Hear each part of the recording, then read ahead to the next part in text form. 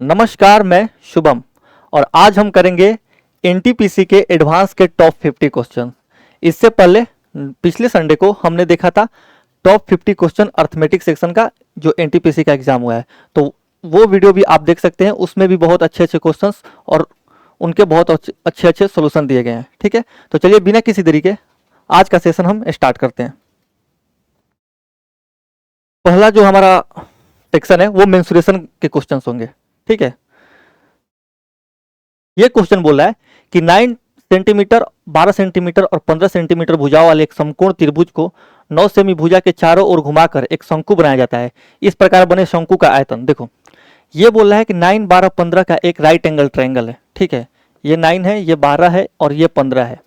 कभी भी right angle triangle से हम 3 प्रकार से शंकु बना सकते हैं, यानी कि कोण बना सकते हैं। एक उसके हाइट के एलोंग मोड़ करके, एक बेस के एलोंग मोड़ करके और एक हाइपोटेन्यूज के एलोंग मोड़ करके। यहाँ पे दिया है कि 9 सेंटीमीटर भुजा के चारों ओर घुमाकर। जब हम इसको घुमाएंगे 9 सेंटीमीटर भुजा के चारों ओर, तो वो ये ऐसा हो जाएगा कुछ। ठीक है, ये ऐसा ऐसे घूम जाएगा। अब इस शंकु का हमसे बोल रहा है कि क्या, कि आयतन क्या होगा। तो शंकु का आयतन हम क्या जानते हैं कि 1/3 पाई, जो कि 22/7 होता है। पाई में ही वैल्यू दिया है तो पाई को पाई ही लेते हैं हम। आर स्क्वायर कितना होगा, ये 12। ठीक है ना, डायमीटर पूरा 12 और 12 24 हो जाएगा, लेकिन हमें आर स्क्वायर लेना है तो 144 होगा इंटू एच 9। एक तो हम 9 का मल्टीपल देख सकते हैं, 3 2 5, ये 9 का मल्टीपल नहीं है। 4 3 7 2 9, 4 2 6 1 7, 4 3 7 2 9, यानी कि इस यहाँ पे 2 ऑप्शन 9 के मल्टीपल हैं, तो हमें सॉल्व करना पड़ेगा। ठीक है, यहाँ पे अगर पाई का वैल्यू यहाँ पे लेने को बोलता 22/7, तो हम 11 का मल्टीपल चेक कर सकते थे, बट यहाँ पे 11 का मल्टीपल बन नहीं रहा है। तो अगर हम इसको सॉल्व करें तो ये 3 से 3 बार में कटेगा। ठीक है ना, 144 यहाँ होता है 432 पाई, जो कि है ऑप्शन डी। अगर आपको 144 में 3 से मल्टीप्लाई करने में प्रॉब्लम हो रही है तो आप यूनिट डिजिट से जा सकते हैं। चरती 12, यानी कि जो भी नंबर आएगा उसके यूनिट डिजिट पर 2 होगा, और यूनिट डिजिट पर 2 सिर्फ ऑप्शन डी के है। ठीक है, यहां से आप ऐसे भी कर सकते हैं। मैंने ऐसे की कि 144 को 3 से मल्टीप्लाई करना है, तो मैंने 3 को 1 से मल्टीप्लाई की, मतलब कि 100 से, तो 300 और 44 3 132। ठीक है, तो वहां से मैंने 300 और 132 432 किया। चलते हैं नेक्स्ट क्वेश्चन पर। अब ये क्वेश्चन है, 10.5 सेंटीमीटर त्रिज्या वाले एक वृत्त में यदि किसी त्रिज्य खंड का कोण 2π/3 है तो त्रिज्य खंड का परिमाप पूछ रहा है। ठीक है, अगर हम त्रिज्य खंड का परिमाप निकालें तो ये त्रिज्य खंड हो गया मान लो। ठीक है ना, ये इसका आर्क हो गया, यानी कि एल। 2π/3 यहाँ पे ये एंगल बना रहा है। हमसे वैल्यू पूछ रहा है कि परिमाप क्या होता है।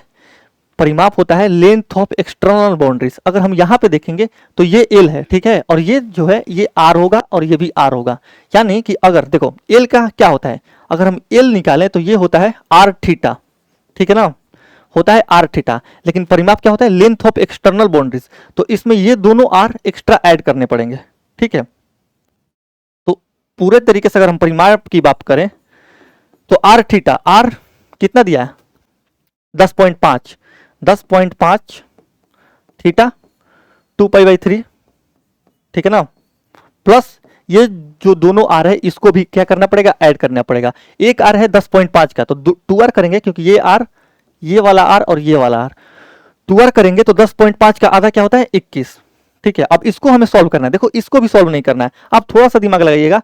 तो देखिए यहाँ ये क्या है, पाई है। पाई क्या होता है, यहाँ पे बोल रहा है कि 22/7 लेना है, यानी कि इतना वैल्यू, जो इतना वैल्यू है ये तो 11 का मल्टीपल ही होगा। ठीक है ना, ये इतना वैल्यू 11 का मल्टीपल ही होगा, उसमें अलग से ये 21 जोड़ रहा है। इसका मतलब कि आंसर वो ऑप्शन होगा जिसमें से 21 घटाने पर 11 का मल्टीपल हो। ठीक है, इसमें से अगर हम 21 घटाएंगे तो ये 19 आएगा, ये 11 का मल्टीपल नहीं है, ये भी नहीं होगा।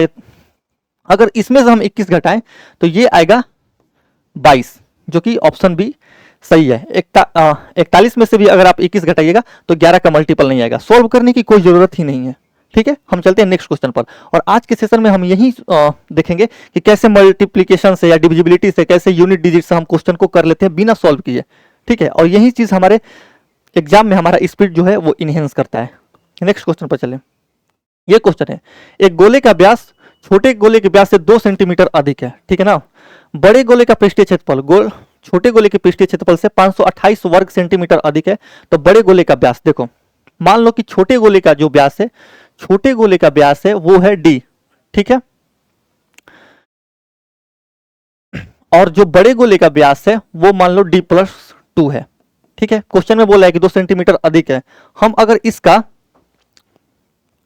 क्या निकालेंगे, पृष्ठीय क्षेत्रफल, तो गोले का पृष्ठीय क्षेत्रफल कितना होता है, गोले का पृष्ठीय क्षेत्रफल होता है 4πr², ठीक है ना।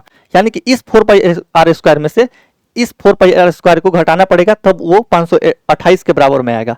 तो हम कुछ नहीं करेंगे, जैसे जैसे क्वेश्चन बोल रहे हैं बस वैसे ही सॉल्व करते जाएंगे।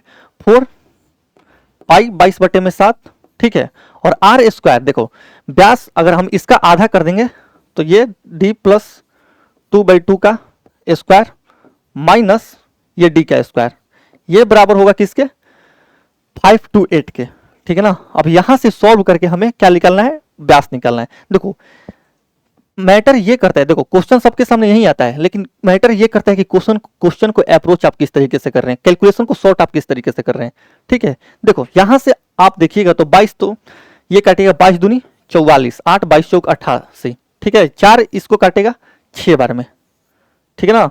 यानी ये 7 जाकर के उधर मल्टीप्लाई होगा, देखो ये 7 जाकर के उधर मल्टीप्लाई होगा, यानी कि d+2/2 का होल स्क्वायर माइनस d² आएगा 42 के बराबर में। देखो a² minus b square, a² minus b square होता है a+b=a-b। यहां से अगर हम a+b करेंगे, ठीक है ना, a+b करेंगे तो d/2, अच्छा d²/2 यहां भी होगा ना, d²/2 पूरा का स्क्वायर होगा ये, क्योंकि r² करेंगे ना, देखो d/2 के होल स्क्वायर, ठीक है। देखो ये है d, अगर यहां से हम घटाएंगे तो a² माइनस b स्क्वायर क्या होता है, a+b करेंगे तो d/2 और d/2 क्या होगा, d/2 और d/2 होगा d पूरा प्लस ये दो को काट देगा 1, ठीक है ना, और a माइनस b करेंगे तो d/2 से d/2 तो कैंसिल हो जाएगा, बचेगा सिर्फ 1, और इसका मल्टीप्लिकेशन किसके बराबर है, 42 के बराबर। यानी कि d+1 हमारे पास निकल करके आ गया 42। हमसे पूछ क्या रहा है, what is the diameter of the largest sphere, largest sphere का डायमीटर कितना होगा, d+2, यानी कि d+2 जब हम करेंगे तो 42 में 1 जोड़ना पड़ेगा, ठीक है, जो कि आएगा 43, ऑप्शन ए। तो ऐसे करेंगे इस क्वेश्चन को, यहां पे मैंने 2 वो कर दी थी, मिस कर दी थी, क्योंकि व्यास का आधा ही होता है क्या, रेडियस। चलते हैं नेक्स्ट क्वेश्चन पर। अब ये क्वेश्चन है, दो घनों के परिमापों का योग जिनके किनारों की लंबाई क्रमशः x और y सेंटीमीटर है 300 सेंटीमीटर, ठीक है ना, तथा किनारों x और y का गुणनफल 156 सेंटीमीटर स्क्वायर है, दोनों घनों के आयतन का योग। देखो अगर आयतन हम निकालें तो घन का आयतन क्या होता है, भुजा का क्यूब, तो एक x³ एक घन का भुजा है और दूसरे घन का भुजा है y, तो इसका आयतन क्या होगा y², यानी कि x³ प्लस y³ हमें निकालना है, ठीक है। हमसे दिया क्या है हमारे पास कि इनके किनारों के लंबाई का योग। देखो किसी भी घन में कितने किनारे होते हैं, एज कितने होते हैं, 12 एज होते हैं, ठीक है ना, यानी कि 12x प्लस 12y दिया है कितना, 300 सेंटीमीटर, ठीक है ना। अगर हम यहां से 12 कॉमन ले लें तो ये कितना आएगा, x प्लस वाई, जो कि होगा 300 सेंटीमीटर के बराबर। अगर हम x प्लस वाई निकालें तो ये जाएगा कितने बार में, 12 दूनी 24, 12 5 60, x प्लस वाई। देखो x प्लस वाई आ गया, हमें इससे मतलब ही नहीं है, ठीक है, इससे हमें इस इंफॉर्मेशन से, इस लाइन से हमें मतलब ही नहीं है। x प्लस वाई हमारे पास दिया है और x³ प्लस y³ हमें निकालना है। हम जानते हैं कि जो x³ प्लस y³ होता है वो हमेशा x प्लस वाई का एक क्या होता है, मल्टीपल होता है, और x प्लस वाई 25 है, तो 25 का मल्टीपल सिर्फ ऑप्शन डी है। That's why 3925 is answer. अभी मैं एसएससी मैथ्स का अलजेब्रा का चैप्टर करा रहा हूं इसी प्लेटफॉर्म पे, तो वो क्लास आप देख सकते हैं। अगर वो क्लास आप देखे होते तो यहां से यहां आप डायरेक्ट ही चल जाते हैं। उसमें मैंने बहुत अच्छे से एक्सप्लेन किया है कि कैसे x³ plus y³ x plus Y का एक मल्टीपल होता है, ठीक है। x प्लस वाई आ गया 25, तो x³ प्लस y³ हमें निकालना है, तो x³ प्लस y³ हमेशा x प्लस वाई का क्या होता है, एक मल्टीपल होता है, ठीक है। नेक्स्ट क्वेश्चन पर चलते हैं। अब ये क्वेश्चन है, एक बेलनाकार छड़ का वक्र पृष्ठीय क्षेत्रफल 4900 सेंटीमीटर स्क्वायर है, यदि छड़ की लंबाई 97 सेंटीमीटर है तो छड़ की त्रिज्या, ठीक है ना, वक्र पृष्ठीय क्षेत्रफल क्या होता है 2πr/h, यानी कि 2πr/h हम करेंगे तो 2 गुने 22/7 इंटू r, और h कितना है 97, और ये बराबर में दिया है 4900 के। हमें इस चीज को सॉल्व करना है। देखो अगर हम इसको सॉल्व करें तो ये 7 जाकर के, देखो r हमें हमारे पास निकल करके क्या आएगा, ये 7 उधर जाकर के मल्टीप्लाई होगा, तो 4900 में जब 7 से मल्टीप्लाई करेंगे, अरे भैया 7 का स्क्वायर होता है 49, 49 में एक और 7 से मल्टीप्लाई कर रहे हैं, यानी कि 7 का क्यूब कर रहे हैं, यानी कि 343 होगा। 343 पर 2 जीरो, ठीक है ना। और 22 दूनी 44 गुने 97 से हमें भाग देना है, 44 गुनी 97 से हमें भाग देना है। देखो थोड़ा सा आप दिमाग लगाओ, 343 पे 2 जीरो, 44 गुने 97 कितना होता है, 44 गुने अगर हम 100 करते हैं तो होता है 4400, ठीक है ना। लेकिन 3 कम कर रहे हैं हर बार, तो 44 गुने 3 132 कम हो जाएगा, तो 4400 में से 132 आप कम कीजिएगा तो वो कितना आ जाएगा, 4400 में से 132 कम कीजिएगा तो 4268 आएगा, ठीक है। यानी कि 4268 से आपको भाग देना है, 4268 से आपको क्या करना है, भाग देना है। आप क्या कीजिए, 2 जीरो से 2 जीरो काटिए, ठीक है ना, ये 2 जीरो काट दीजिए, यहां पे ये दशमलव लगेगा। अब थोड़ा सा देखिए, देखो 40 आठे होता है 320, ठीक है ना, और 42 आठे होता है 320 में 16 जोड़ दो तो होगा, मतलब कि 8 बार में जाएगा, ठीक है ना। लेकिन अगर हम 42 आठे करें तो 8 दूनी 42, 40 आठे 320 और 16 336 चले जाएगा, यानी कि 8.5 गुना से तो कम ही में कटेगा, 8 बार में जाएगा और 8.5 गुना से कम ही में कटेगा, यानी कि आंसर वो ऑप्शन होगा जो 8.5 से कम हो, और 8.5 से कम 8.04 है। अरे भैया 8 बार में तो कटेगा, लेकिन 8 बार में जब कटेगा तो ये दोनों ऑप्शन तो ऐसे कैंसिल हो जाएंगे, लेकिन 8.5 बार भी नहीं जाएगा, ठीक है, तो उससे थोड़ा सा कम 8.04। चलते हैं नेक्स्ट क्वेश्चन पर। ये क्वेश्चन है, 20 मीटर गहरी और 36 मीटर चौड़ी एक नदी 2.7 किलोमीटर पर आवर की दर से बह रही है, तो प्रति मिनट समुद्र में बहने वाले पानी की मात्रा, देखो 2.7 किलोमीटर, अगर हम देखो 5 किलोमीटर पर आवर जो होता है ना, सॉरी 18 किलोमीटर जो पर आवर होता है, ये बराबर होता है किसके, 5 मीटर पर सेकेंड के, 5 मीटर पर सेकेंड के। एक मिनट,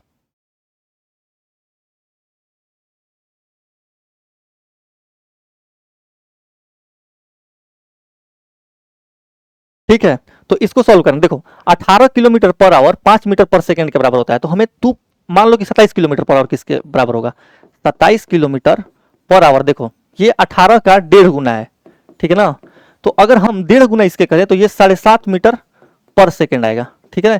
लेकिन हमसे 27 किलोमीटर पर आवर नहीं पूछ रहा है, हमसे 2.7 पूछ रहा है, ठीक है ना, 2.7 किलोमीटर पर आवर, यानी कि यहाँ पे पॉइंट लगाना पड़ेगा, और जब हम इधर पॉइंट लगाए तो इस पॉइंट को इधर से हटाकर यहाँ पे लगाना पड़ेगा, यानी कि 0.75 मीटर पर सेकेंड। ये मैं बता रहा हूँ तो इतना टाइम लग रहा है, अब इसको सॉल्व करना है। देखो ये जो पानी की दर बह रही है ना, यही क्या है, यही लेंथ है, ठीक है ना, लेंथ को ना देकर के वैसे दिया है, तो क्या निकलना है, पानी की मात्रा। तो पानी की मात्रा क्या होगी, 20 LBH गुने 36 गुने, ठीक है ना, ये 0.75:60, इसी को क्या करना है, हमें सॉल्व करना है। अगर हम इसको सॉल्व करें तो देखो ये जो जीरो है, ये जीरो और ये जीरो कट के इस पॉइंट को हटा देगा, ठीक है ना, यानी हमें अगर हम यहां से देखें तो ये कितना होगा, 75 गुने 6, ये हो जाएगा 450, 450 दूनी 900, ठीक है ना, 450 दूनी 900 गुने 36 करना है। अगर 900 गुने 36 करें तो 36 नवा कितना होता है, 36 नवा होगा 324, क्योंकि 36 यहाँ होता है 360, उसमें से 36 घटा दो, 324 पर 2 जीरो, मीटर क्यूब या कुछ भी कर लो, जो भी यूनिट है, जो कि है ऑप्शन बी। यहाँ पे 9 का मल्टीपल हम देख सकते थे, या फिर और लास्ट में डबल जीरो भी नहीं देख सकते हैं, क्योंकि 2 ऑप्शन के लास्ट में डबल जीरो है, ठीक है, इसको सॉल्व कर लेंगे। नेक्स्ट क्वेश्चन पर चलते हैं। चतुर्भुज एबीसीडी का क्षेत्रफल 299 सेंटीमीटर स्क्वायर है, शीर्ष बी और डी से विकर्ण एसी पर डाले गए लंबों की लंबाई क्रमशः 11 सेंटीमीटर और 12 सेंटीमीटर है, तो विकर्ण एसी की लंबाई, ठीक है ना, विकर्ण एसी की लंबाई हमेशा देखो एसी, देखो ये 13 का मल्टीपल है, ठीक है ना, यानी जो विकर्ण एसी की जो विकर्ण का लेंथ है ना, वो बहुत ज्यादा चांस है कि 13 का मल्टीपल ही आएगा। क्योंकि कैसे आएगा, हम यहां से देखो, मान लो कि एक चतुर्भुज है एबीसीडी, ठीक है, ABCD, क्षेत्रफल है इसका 299 सेंटीमीटर स्क्वायर, शीर्ष बी और डी से विकर्ण एसी पर, ठीक है ना। यहाँ पे ये डी और सी से यहाँ पे लंब डाला जा रहा है, यानी कि परपेंडिकुलर डाला जा रहा है, ठीक है। बी और डी से डाले गए लंबों की लंबाई क्रमशः 11 और 12 है, ये 11 है और ये 12 है, ठीक है। देखो हम क्या करेंगे, 1/2 गुने ए, देखो इसके एरिया का सम, इसके और इस दोनों ट्रायंगल के एरिया का सम क्या होगा, उसके बराबर होगा, यानी कि 1/2 ये AC जो कि विकर्ण है उसको मैं D से रिप्रेजेंट कर रहा हूं, गुने 11 प्लस 1/2 D गुने 12 बराबर में होगा 299, ठीक है। यहां से अगर मैं 1/2 D कॉमन ले लूं तो ब्रैकेट में क्या बचेगा, 11 + 12 जो कि होगा 11 12 23, और ये बराबर है 299 के। अगर हम इसको सॉल्व करें तो यहां से 23 इसको कितने बार में काटेगा, 23 एक बार में, 23 × 69, ठीक है। डी जो आएगा ये जाकर के उधर 2 से मल्टीप्लाई होगा जो कि होगा 26, जो कि है ऑप्शन ए। देखो मैं इसीलिए बोल रहा था कि जो भी आंसर हमारा डी निकल करके आएगा वो इसी का एक फैक्टर होगा, ठीक है। फैक्टर होगा इन द सेंस कि अगर ये दो इधर जाकर के मल्टीप्लाई हो रहा है तो जो भी हमारे पास नंबर आ रहा है उसी का तो एक फैक्टर है ना डी। तो हम यहां से देख सकते थे कि 299 जो है 299 में कहीं ना कहीं 13 आ रहा है, तो बहुत ये हाई चांसेस है कि जो हमारा डी निकल करके आएगा वो उसमें भी 13 कहीं ना कहीं रहेगा, इसीलिए मैंने 26 लगा दी थी। चलते हैं नेक्स्ट क्वेश्चन पर। ये क्वेश्चन है, एक खोखला गोलाकार खोल 7 ग्राम पर सेंटीमीटर क्यूब घनत्व वाली धातु से बना है, इसकी आंतरिक और बाहरी त्रिज्या क्रमशः 0 सेंटीमीटर और 3 सेंटीमीटर है। 0 सेंटीमीटर कहने का मतलब कि जो उसकी मोटाई है वो नाम मात्र की है। तो खोल का अनुमानित वजन देखो यहां पे दिया है कि जो डेंसिटी है वो है मास बटे वॉल्यूम के बराबर। तो यहां से अगर हम देखें क्या वॉल्यूम निकालना चाहें, हमसे क्या पूछ रहा है, अनुमानित वजन, यानी कि मास अगर निकालना चाहें तो डेंसिटी इंटू वॉल्यूम करना पड़ेगा, ठीक है। तो हम पहले वॉल्यूम निकाल लेते हैं। तो वॉल्यूम क्या होता है, 4/3 पाई आर क्यू, 22/7 आर क्यू, जो कि होगा 3 का क्यू 27, ठीक है ना।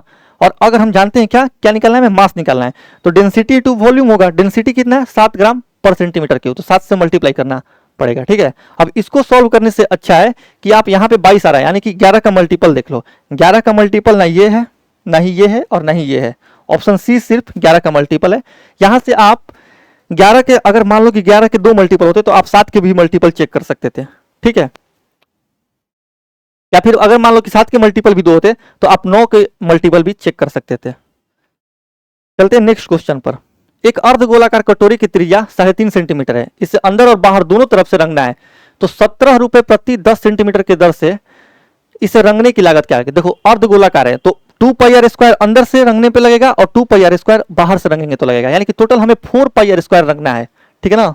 पाई की जगह पे लेना है 22/7 और r² करेंगे तो r² कितना है 3.5 का स्क्वायर, 3.5 का स्क्वायर, और लग कितना रहा है 17 रुपए प्रति 10 सेंटीमीटर स्क्वायर की दर से, यानी कि 17/10 से इसमें मल्टीप्लाई करना पड़ेगा।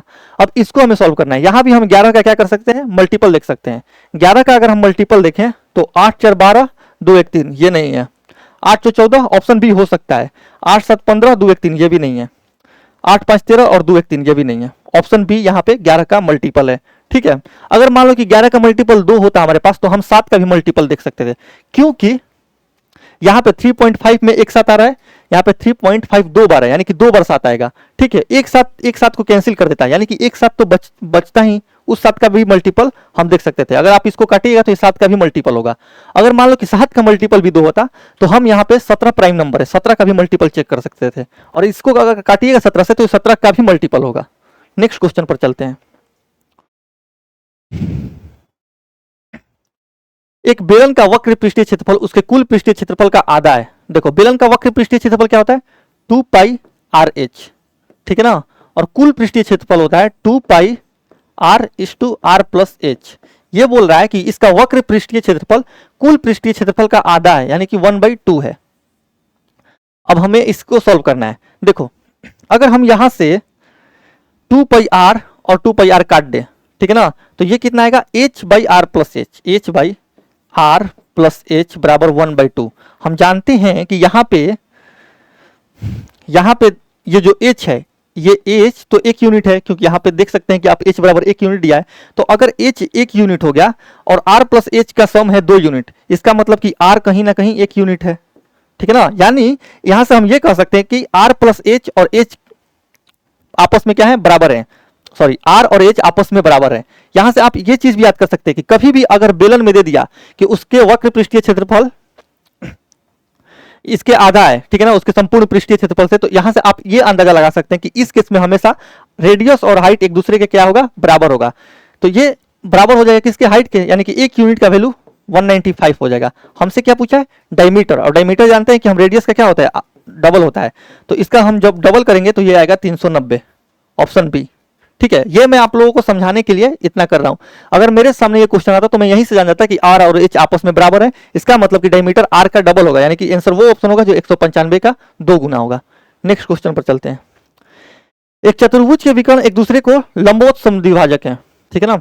यदि एक विकर्ण की लंबाई 3 सेंटीमीटर है और चतुर्भुज के क्षेत्रफल 180 सेंटीमीटर स्क्वायर है, तो दूसरे विकर्ण की लंबाई, किसी भी चतुर्भुज, दुनिया का चाहे कोई भी चतुर्भुज हो, अगर उसके दोनों विकर्ण एक दूसरे को परपेंडिकुलरली इंटरसेक्ट करें, यानी कि लंबवत समद्विभाजित करें, तो उस चतुर्भुज का जो एरिया होगा वो होगा 1/2 d1:d2। मैं फिर से इस बात को बोलूंगा कि चाहे दुनिया का कोई भी चतुर्भुज हो, यानी क्वाड्रिलेटरल हो, अगर उसके विकर्ण एक दूसरे को 90 डिग्री पर इंटरसेक्ट करें तो उस चतुर्भुज का जो एरिया होगा वो हमेशा 1/2 d1:d2 होगा। और यही दिया है किसके, 180 सेंटीमीटर स्क्वायर के बराबर 1/2। एक विकर्ण दिया है 3 और एक विकर्ण यानी कि d2 हमसे पूछ रहा है, बराबर 180। जब हम इसको सॉल्व करेंगे तो ये 3 से जाएगा 60 बार में, ठीक है ना, और d2 निकल करके आएगा 60 दूनी 120, जो कि है ऑप्शन बी। ठीक है, चलते हैं नेक्स्ट क्वेश्चन पर। एक बेलन के सिरे पर एक शंकु और दूसरे सिरे पर अर्धगोला रखा हुआ है। मान लो कि ये बेलन है, ठीक है, यहां पे एक अर्धगोला रखा हुआ है और यहां पे एक शंकु रखा हुआ है। समान त्रिज्या वाले 7 सेंटीमीटर, त्रिज्या से हमें कुछ नहीं मिलता होगा। हमसे क्या वैल्यू पूछ रहा है, आयतन पूछ रहा है। देखो आयतन क्या होता है, इसका आयतन अगर हम बात करें तो 1/3 पाई आर स्क्वायर एच, ठीक है ना। इसका आयतन क्या होता है, पाई आर स्क्वायर एच, ठीक है। और इसके आयतन की अगर हम बात करें अर्धगोले की, तो ये होता है 2/3 पाई आर क्यू, ठीक है ना। मतलब कि तीनों का हमें सम निकालना है। जब आप सम कीजिएगा, आर स्क्वायर एच है, ठीक है, जब आप इसका सम कीजिएगा तो आप एक चीज देख सकते हैं यहां से कि पाई सम में आ रहा है, यानी कि पाई तो कॉमन हो जाएगा, और जैसे ही पाई कॉमन होगा यानी कि पाई का वैल्यू कितना होता है 22/7, तो जो भी आयतन निकल करके आएगा वो 22 का एक मल्टीपल होगा, और जब 22 का मल्टीपल होगा तो आयतन हमेशा 11 का भी मल्टीपल होगा। और 11 की अगर हम मल्टीपल चेक करें तो 6 6 12 2 1 3, ये 11 का मल्टीपल नहीं है। 8 6 14 2 1 3, ये हो सकता है ऑप्शन डी। 6 1 7 2 2 4, ये भी नहीं है, ये भी नहीं है, यानी कि ऑप्शन डी डायरेक्टली आंसर हो जाएगा। सॉल्व ही नहीं करना है कि आर क्या है एच क्या है, इससे हमें मतलब ही नहीं है। हम देख सकते हैं यहाँ पे कि यहाँ भी पाई आ रहा है, यहाँ भी पाई आ रहा है, यहाँ भी पाई आ रहा है, यानी कि पाई तो हम कॉमन ले सकते हैं सब में से, और पाई बराबर होता है 22/7, यानी कि 22/7 से सब में मल्टीप्लाई होगा, और जैसे 22/7 से मल्टीप्लाई होगा तो हम 11 की डिविजिबिलिटी यहाँ से चेक कर सकते हैं। नेक्स्ट क्वेश्चन पर चलते हैं। एक ही धातु से बने 5 सेंटीमीटर भुजा वाले घन तथा क्रमशः 35 सेंटीमीटर, 15 सेंटीमीटर तथा 15 सेंटीमीटर माप वाले एक घनाभ को पिघलाकर 10 सेंटीमीटर भुजा वाले घन बनाए जाते हैं, ठीक है ना। तो इस प्रकार बने 10 सेंटीमीटर भुजा वाले घनों की संख्या। देखो दोनों के घन का आयतन volume of cube plus volume of cuboid, ठीक है ना, बट्टे में हमें करना पड़ेगा वॉल्यूम ऑफ ये सेकेंड क्यूब, ठीक है ना। इसका मान हमें निकालना पड़ेगा सेकेंड क्यूब का, तब हमारे पास संख्या निकल करके आएगा। देखो अगर हम घन के वॉल्यूम की बात करें तो क्या होता है, ए क्यू होता है, यानी कि ये वाला पार्ट, तो 5 का क्यूब यानी कि 125 आएगा, प्लस ये वॉल्यूम ऑफ क्यूबॉइड क्या होता है, ये होता है L B H. L B H हम करेंगे तो अगर 35 गुने 15 गुने 15, आप इसको 35 गुने 15 गुने 15 ही लिखिए, ठीक है ना। बटे में आपको किस चीज से मल्टीप्लाई करना है, इस प्रकार बने 10 सेंटीमीटर भुजा वाले घन की संख्या 10 के क्यूब से, ठीक है ना। अब इसको हमें सॉल्व करना है। देखो सॉल्व करना बहुत आसान है, सॉल्व करना बहुत आसान है। देखो 10 के क्यूब में 3 बार 5 आएगा, 3 बार 5 आएगा ना, इसमें भी 3 बार 5 आएगा, ठीक है। और इसमें अगर इसमें भी 3 बार 5 आ रहा है, एक यहाँ पे एक यहाँ पे एक यहाँ पे, तो अगर हम 3 3 5 सब जगह से हटा दें तो यहाँ पे तीनों 5 हट गया तो यहाँ पे 8 बचेगा, ये तो पूरी तरीके से खत्म हो जाएगा, ठीक है ना। और तीनों 5 अगर हटा दें तो ये 7 बचेगा, गुने 5 3 15 गुने, ठीक है ना, ये बचेगा 17 के 21 तिया 63, और ये यहाँ पे एक बचेगा 63 एक 64 बटे में 8 अगर हम करेंगे तो निकल करके आएगा 8, जो कि है ऑप्शन डी। ठीक है, ये टेक्निक होता है कैलकुलेशन को छोटा करने का।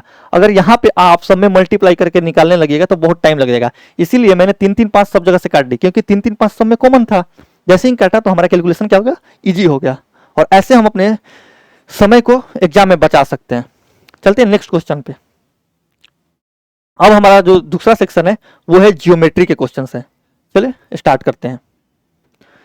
पहला क्वेश्चन है, पी आयत एबीसीडी के अंदर कोई बिंदु है। ठीक है ना, ये मान लो कि एबीसीडी कोई आयत है। ठीक है, A B C D, P यहां पे कोई बिंदु है। बोल रहा है कि पी ए बराबर 69, पी ए बराबर 69। ठीक है, आगे बोल रहा है पी बी बराबर 27, पी बी बराबर 27। ठीक है, पी सी बराबर 38, पी सी ये जो है वो है 38, पी सी 38 है। ठीक है ना, हमसे वैल्यू पूछ रहा है पीडी की, यानी कि ये वाला वैल्यू हमसे पूछ रहा है। देखो इसको बोल, इसमें लगेगा ब्रिटिश फ्लैग थ्योरम। एक थ्योरम होता है ब्रिटिश फ्लैग थ्योरम, उसमें क्या होता है कि अपोजिट, देखो ये पी है ना, तो पीबी का स्क्वायर प्लस पीडी के स्क्वायर का सम बराबर होता है पीए स्क्वायर प्लस पीसी स्क्वायर के बराबर। इसको बोलते हैं ब्रिटिश फ्लैग थ्योरम। ये जो पी है, ये पे जो पी है मे बी इनसाइड और आउटसाइड द, क्या है इसको बोलते हैं क्वाड्रिलेटरल। पी अगर कल को बाहर भी दे देता ना, पी यहाँ पे यहाँ भी दे देता तो भी यही थ्योरम लगता है, वहां पे भी पी कहीं भी दे सकता है। ठीक है, तो अगर हम इस पे पुट करें इसकी वैल्यू, तो पीबी का स्क्वायर यानी कि 27 का स्क्वायर प्लस पीडी का स्क्वायर, पीडी हमें निकालना है। ठीक है ना, बराबर पीए का स्क्वायर, पीए का स्क्वायर 69 का स्क्वायर प्लस पीसी का स्क्वायर, पीसी यानी ये कितना है 38 का स्क्वायर। इससे हमें क्या करना है, सॉल्व करना है। अब इसको भी हमें सॉल्व नहीं करना है, इसको हम करेंगे यूनिट डिजिट से। देखो 27 का स्क्वायर करेंगे तो यहाँ यूनिट डिजिट पे जो आएगा वो आएगा 9 प्लस पीडी स्क्वायर। ठीक है ना, और यहाँ अगर 9 का स्क्वायर करेंगे तो 1 आएगा, और 8 का स्क्वायर करेंगे तो ये 4 आएगा। ठीक है ना, अब 1 4 5 9 में क्या जोड़े कि यूनिट डिजिट पर 5 आ जाए, यानी कि यहाँ पे 6 जोड़ना पड़ेगा। तो किस इसमें कौन सा ऐसा ऑप्शन है जिसका स्क्वायर करने पर यूनिट डिजिट पर 6 आएगा? ऑप्शन डी, 4 चौका 16। ये इसमें 4 आएगा, ये तो 0 आ जाएगा, यहाँ पे 4 ही आएगा, यानी कि ऑप्शन डी यहाँ पे 74 रखिएगा तो ये आपस में बराबर हो जाएंगे। ये मैंने यूनिट डिजिट लिया है। ठीक है, यूनिट डिजिट पर इस क्वेश्चन को करेंगे। चलते हैं नेक्स्ट क्वेश्चन पे। अब ये क्वेश्चन है, पी एक ब्रिज से बाहर एक बिंदु है। ठीक है ना, पी एक ब्रिज से बाहर एक बिंदु है, केंद्र से 17 सेंटीमीटर दूर है। ठीक है ना, ये केंद्र है, इससे ये पी 17 सेंटीमीटर की दूरी पर है। ठीक है, पी से खींची गई एक छेदक रेखा वृत्त को ए और बी पर इस तरह काटती है, ए और बी पर इस तरीके से काटती है ए बी। ठीक है ना, यहाँ पे दिया है P B is greater than P A, यानी कि बी यहाँ पे ही हमें लेना पड़ेगा। पी ए बराबर 8 दिया है, पी ए ये 8 दिया है। ठीक है, और ए बी 7 दिया है, ए बी यानी कि ये वाला वैल्यू ए बी ये 7 दिया है। ठीक है ना, हमसे पूछा है क्या कि वृत्त की त्रिज्या, देखो ये टोटल 17 ये त्रिज्या होगी इसकी। ठीक है ना, ये आर हो गया, और ये भी क्या है आर है। ठीक है ना, 17 में आर भी है। हम इसको कैसे करेंगे, देखो अगर हम जानते हैं कि यहां से अगर हम देखें तो क्या होगा 8। ठीक है ना, ये वाला पार्ट टोटल के बराबर होगा 8 गुने 15 बराबर होगा ये 17 माइनस आर। ये हम सिर्फ इतना पार्ट लेंगे, 17 माइनस आर इस टू, अगर हम पूरा लें तो ये यहाँ तक तो 17 है, ये यहाँ तक ओ है, मान लो केंद्र है, तो यहाँ तक 17 है। 17 प्लस आर से इसमें हम मल्टीप्लाई करेंगे। जब हम इसको सॉल्व करेंगे तो 15 8 120 बराबर होगा 17 का स्क्वायर 289 माइनस आर स्क्वायर।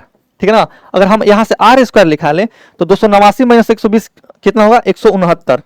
ठीक है, और आर अगर हम निकालें तो यहाँ से आर हमारा निकल करके आएगा 13, जो कि है 13 ऑप्शन ए। ऐसे करेंगे इस क्वेश्चन को।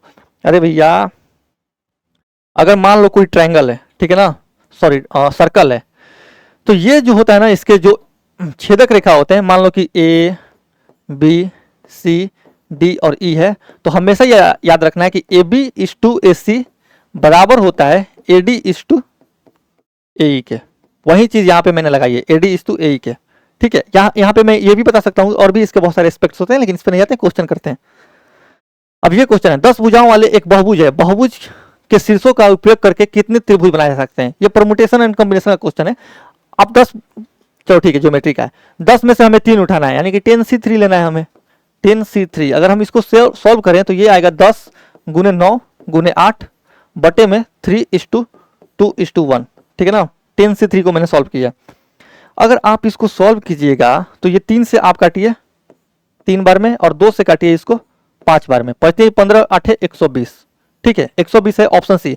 अगर आप चाहें तो इसका डायरेक्ट फॉर्मूला भी होता है क्या, n/n-1/n-2/6, जहां पे n जो है वो नंबर ऑफ साइड्स है, नंबर ऑफ साइड्स है, ठीक है। ये फॉर्मूला भी आप लगा सकते हैं, लेकिन कितना फॉर्मूला याद रखिएगा, ज्योमेट्री में तो ऐसे ही फॉर्मूला है। तो इससे अच्छा है कि आप 10 में से 3 चीजों को उठा रहे हैं, ठीक है ना, 3 चीजों को सेलेक्ट करके उनको अरेंज कर रहे हैं, तो यहाँ पे 10C3 वाला फॉर्मूला लगेगा। चलते हैं नेक्स्ट क्वेश्चन पर। देखो ए बी सी डी के समानांतर है, ए बी जो है ना वो सी डी के क्या है, समानांतर है।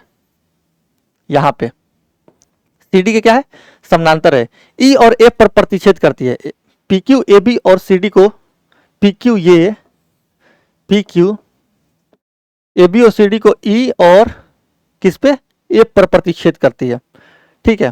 तथा पीई भी 39 डिग्री है, सॉरी 49 डिग्री ये है। जी ए बी और सी डी के बीच एक बिंदु है, जी यहां पे मान लो कोई एक बिंदु है, ठीक है ना, इसको ऐसे मिला दो। ए बी और सी डी के बीच एक बिंदु है जिसमें बीई जी 35 डिग्री है, बीई जी ये 35 डिग्री है, ठीक है ना, ये वाला। हमसे वैल्यू किसका पूछ रहा है, और जी एफ ही 16 डिग्री है, जी एफ ई यानी कि ये वाला एंगल है 16 डिग्री, ठीक है। ई जी एफ यानी कि हमसे ये वाला एंगल पूछ रहा है, ठीक है। अगर हम इसको सॉल्व करें, देखो एक चीज याद रखो, जो ये वाला एंगल होता है ना, ये एंगल इसके, इस वाले और इस वाले एंगल के सम के बराबर होता है, ठीक है। अगर मान लो ये 49 है, ये 49 है, तो ये ऊपर वाला टोटल कितना होगा, टोटल भी 49 होगा, क्योंकि कोरस्पोंडिंग एंगल आपस में बराबर होते हैं, यानी कि संगत कोण। तो अगर इसके ऊपर 49 है इस साइड में, तो इसके ऊपर भी टोटल 49 होगा। तो अगर ये 16 हो गया तो 49 - 16 कितना होगा, 9 - 6 3, और 4 में से 1 गया 3, ठीक है ना। अब हम जानते हैं कि ये वाला जो एंगल होता है ना, एंगल बात करें हम किसकी, ई जी एफ की, ये बराबर होता है हमेशा इस एंगल के, G F D plus angle B E G के, बीई जी के सम के बराबर होता है, ठीक है। तो 33 + 35 अगर इसको जोड़िएगा, 33 और 35 करिएगा तो ये 68 डिग्री निकल के आएगा, जो कि है ऑप्शन डी, ठीक है। ये कैसे होता है, ये यहां से अगर आप एक इन दोनों के पैरेलल में लाइन खींच दीजिएगा तो ये एंगल जो होगा, ये वाला एंगल इसके बराबर हो जाएगा और ये वाला एंगल इसके बराबर हो जाएगा, दोनों को जोड़ दीजिएगा, ठीक है। और यही क्वेश्चन बहुत लोग क्या करा रहे हैं कि यहाँ से 49 तो ये भी 49 ले रहे हैं, फिर यहाँ से वो 49 को 49 35 जोड़ करके 180 में से घटा करके ये वाला एंगल निकाल रहे हैं, फिर ये एंगल निकाल रहे हैं। इतना नहीं करना है, ये सिंपल क्वेश्चन है। ये 49 तो ये टोटल 49 होगा, जिसमें से ये 16 है तो बचेगा सिर्फ 33, और हम जानते हैं कि जो ये वाला एंगल होता है दोनों के सम के बराबर होता है, यानी कि 35 और 33 जोड़ेगा तो 68 आएगा। चलते हैं हम नेक्स्ट क्वेश्चन पे। चतुर्भुज पी क्यू आर एस में आर और एस के समद्विभाजक बिंदु टी पर मिलते हैं, ठीक है ना। ये है चतुर्भुज पी क्यू आर और एस, ठीक है, और आर और एस के समद्विभाजक टी पर मिलते हैं, ये टी पर मिलते हैं, ठीक है ना, ये समद्विभाजक होता है। चलो ठीक है, एस टी आर बराबर 8 डिग्री, ये वाला जो एंगल दिया है बीच वाला वो दिया है 8 डिग्री, ये वाला एंगल, ठीक है ना। आगे बोल रहा है कि P से Q का अनुपात 7:9 है, यानी कि अगर ये 7 है तो ये 9 है, ठीक है ना। देखो जो ये वाला एंगल होता है ना, समद्विभाजक किसी भी क्वाड्रिलेटरल में उनके एंगल का समद्विभाजक अगर यहाँ पे मिलते हैं, मान लो टी पे, तो जो ये वाला एंगल होता है, ये एंगल इसके और इसके, यानी कि इसके अपोजिट वर्टेक्स के सम के औसत के बराबर होता है। मतलब कि जो एंगल एसओटी होगा, एसओ, एक मिनट, जो एंगल एस टी आर होगा, एंगल एस टी आर होगा, ये हमेशा बराबर होता है इनके अपोजिट वाले वेक्टर्स वर्टेक्स, यानी कि angle P plus angle Q के औसत के, यानी P + Q/2 के। तो देखो 9 7 16/2, ठीक है ना, 8000 है, 9 प्लस 7/2 कीजिएगा तो ये 16/2 आ रहा है, यानी कि 8 आ जा रहा है। इसका मतलब कि इसका वैल्यू 7 ही है और इसका वैल्यू 9 ही है। ऐसे तो रेशियो में दिया है, लेकिन इसका एक्चुअल वैल्यू भी 7 ही है और इसका एक्चुअल वैल्यू भी 9 ही है, तभी ये 8 डिग्री के बराबर हो रहा है। हमसे क्या पूछा है कि Q और P के मापों का बीच का अंतर, यानी कि 7 और -9 कीजिएगा कितना आएगा, 2 डिग्री, जो कि है ऑप्शन सी। ऐसे कीजिएगा इस क्वेश्चन को। चलते हैं नेक्स्ट क्वेश्चन पे, अब थोड़ा तेजी से चलेंगे। यदि एक समांतर चतुर्भुज का एक कोण उसके आसन कोण के 4/5वें भाग से 27 डिग्री कम है। देखो समांतर चतुर्भुज की अगर बात करें हम, ठीक है ना, मान लो यहाँ पे मैंने एक समांतर चतुर्भुज बना दी, ठीक है। अगर इस समांतर चतुर्भुज में ये वाला एंगल अल्फा है, ठीक है ना, तो ये दोनों साइड क्या है, एक दूसरे के पैरेलल है, क्योंकि पैरेललोग्राम है ना, तो ये 180 माइनस अल्फा होगा, तो ये भी अल्फा होगा, ये भी 180 माइनस अल्फा होगा, ठीक है। कह सकते हैं हम कि किसी भी समांतर चतुर्भुज में वर्टिकली अपोजिट एंगल एक दूसरे के क्या होते हैं, बराबर होते हैं। हमसे पूछ रहा है कि यदि एक समांतर चतुर्भुज में एक कोण उसके आसन कोण के 4/5वें भाग से 27 कम है, ठीक है ना। देखो आसन कोणों का सम कितना होगा, 180 माइनस अल्फा प्लस अल्फा कीजिएगा पैरेललोग्राम में तो 180 डिग्री होगा। किसी भी समांतर चतुर्भुज में आसन कोणों का योग जो होता है वो 180 डिग्री होता है, यानी कि ये बोल रहा है कि 4/5वें भाग से 27 डिग्री कम है। अगर मान लो कि 27 डिग्री कम नहीं होता, देखो मान लो कि उसका आसन कोण उसके 4/5वें भाग के ही बराबर होता, 27 डिग्री कम नहीं होता, तो एक 4 + 5, देखो कैसे मैं बताऊं इसको, ऐसा मैं बताऊंगा कि आप लोगों को समझ में आ जाए, ठीक है। अगर मान लो ये 4 यूनिट है और ये 5 यूनिट है, ठीक है ना, तो एंगल 4 + 5 एंगल फिर 4 मैं इसको बोल दे रहा हूं, 4 यूनिट, ठीक है ना, प्लस 5 यूनिट, ये किसके बराबर होगा, ये 180 डिग्री के बराबर होगा। लेकिन अगर ये 27 डिग्री कम नहीं होता, अगर ये 27 डिग्री कम नहीं होता तो ये 127 इसमें जुड़ जाता। अरे भैया कैसे मैं बताऊं, मान लो कि देखो ये इससे 27 डिग्री कम नहीं होता, मान लो कि एक एंगल उसके 4/5वें भाग के ही बराबर है, 27 डिग्री कम नहीं है, तो अगर 27 डिग्री कम नहीं होता तो 27 से इसमें जोड़ देता, यानी कि 4 + 5 9 यूनिट का वैल्यू जो है वो कितना आता, 207 180, तो एक यूनिट का वैल्यू कितना आता, 9 दूनी 18 9 तीन 27, ठीक है ना। हमसे वैल्यू पूछ रहा है कि इसका सबसे छोटा कोण, सबसे छोटा कोण किसके आसन्न में होगा, सबसे छोटा कोण सबसे बड़े कोण के आसन्न में होगा। सबसे बड़ा कोण कौन सा है, 5 यूनिट, तो 5 यूनिट का अगर एक यूनिट का वैल्यू 23 है तो 5 का वैल्यू 115, ठीक है ना। और इसके आसन्न कोण कितना होगा, 65 डिग्री, क्योंकि आसन्न कोणों का योग पैरेललोग्राम में 180 डिग्री होता है, तो 65 डिग्री हमारा आंसर निकल करके आ जाएगा। अब इस क्वेश्चन में लोग y z मानते रह जाएंगे, 2 इक्वेशन लेंगे, 2 वेरिएबल लेंगे, इतना नहीं करना है। अरे भैया मान लो कि 4 यूनिट प्लस 5 यूनिट का सम 180 डिग्री होता है। अगर मान लो कि हम ये 27 डिग्री कम नहीं होता, ठीक है ना, उसका आसन्न कोण 27 डिग्री कम नहीं होता तो वो 180 में 27 जुड़ जाता, यानी कि टोटल 207 होता। तो एक यूनिट का वैल्यू यहां से हम 23 देखें तो 5 यूनिट का वैल्यू 115, और सबसे छोटा कोण पूछा है तो 115 के जो सामने होगा वही हो जाएगा। नेक्स्ट क्वेश्चन पर चलते हैं। एक नियमित बहुभुज के आंतरिक कोणों के योग उसके बाह्य कोणों के योग से 400% अधिक है। ये है मान लो कि एक बहुभुज, ठीक है ना, ये है इंटीरियर एंगल और ये है एक्सटीरियर एंगल। बोल रहा है, क्या बोल रहा है कि उसके बाह्य कोणों के योग से 400% अधिक है। बाह्य कोण मान लो कि 1 है, तो 1 से 400% अधिक, यानी कि 1 + 4 ये 5 है, ठीक है ना। 5 + 1 6 यूनिट का वैल्यू दिया है 180। हमसे वैल्यू किसका पूछ रहा है कि प्रत्येक आंतरिक कोण का माप, ठीक है ना, यानी कि 5 यूनिट का वैल्यू ये वाला। तो 6 यूनिट का वैल्यू अगर 180 है, यानी कि 30 गुना है, तो 5 यूनिट का वैल्यू इसका 30 गुना, यानी कि 150 डिग्री होगा, जो कि है ऑप्शन सी। चलते हैं नेक्स्ट क्वेश्चन पर। सम चतुर्भुज के विकर्णों के गुण के बारे में सही कथन का चयन कीजिए। देखो सम चतुर्भुज क्या होता है पहले उसको समझ लेते हैं जल्दी से।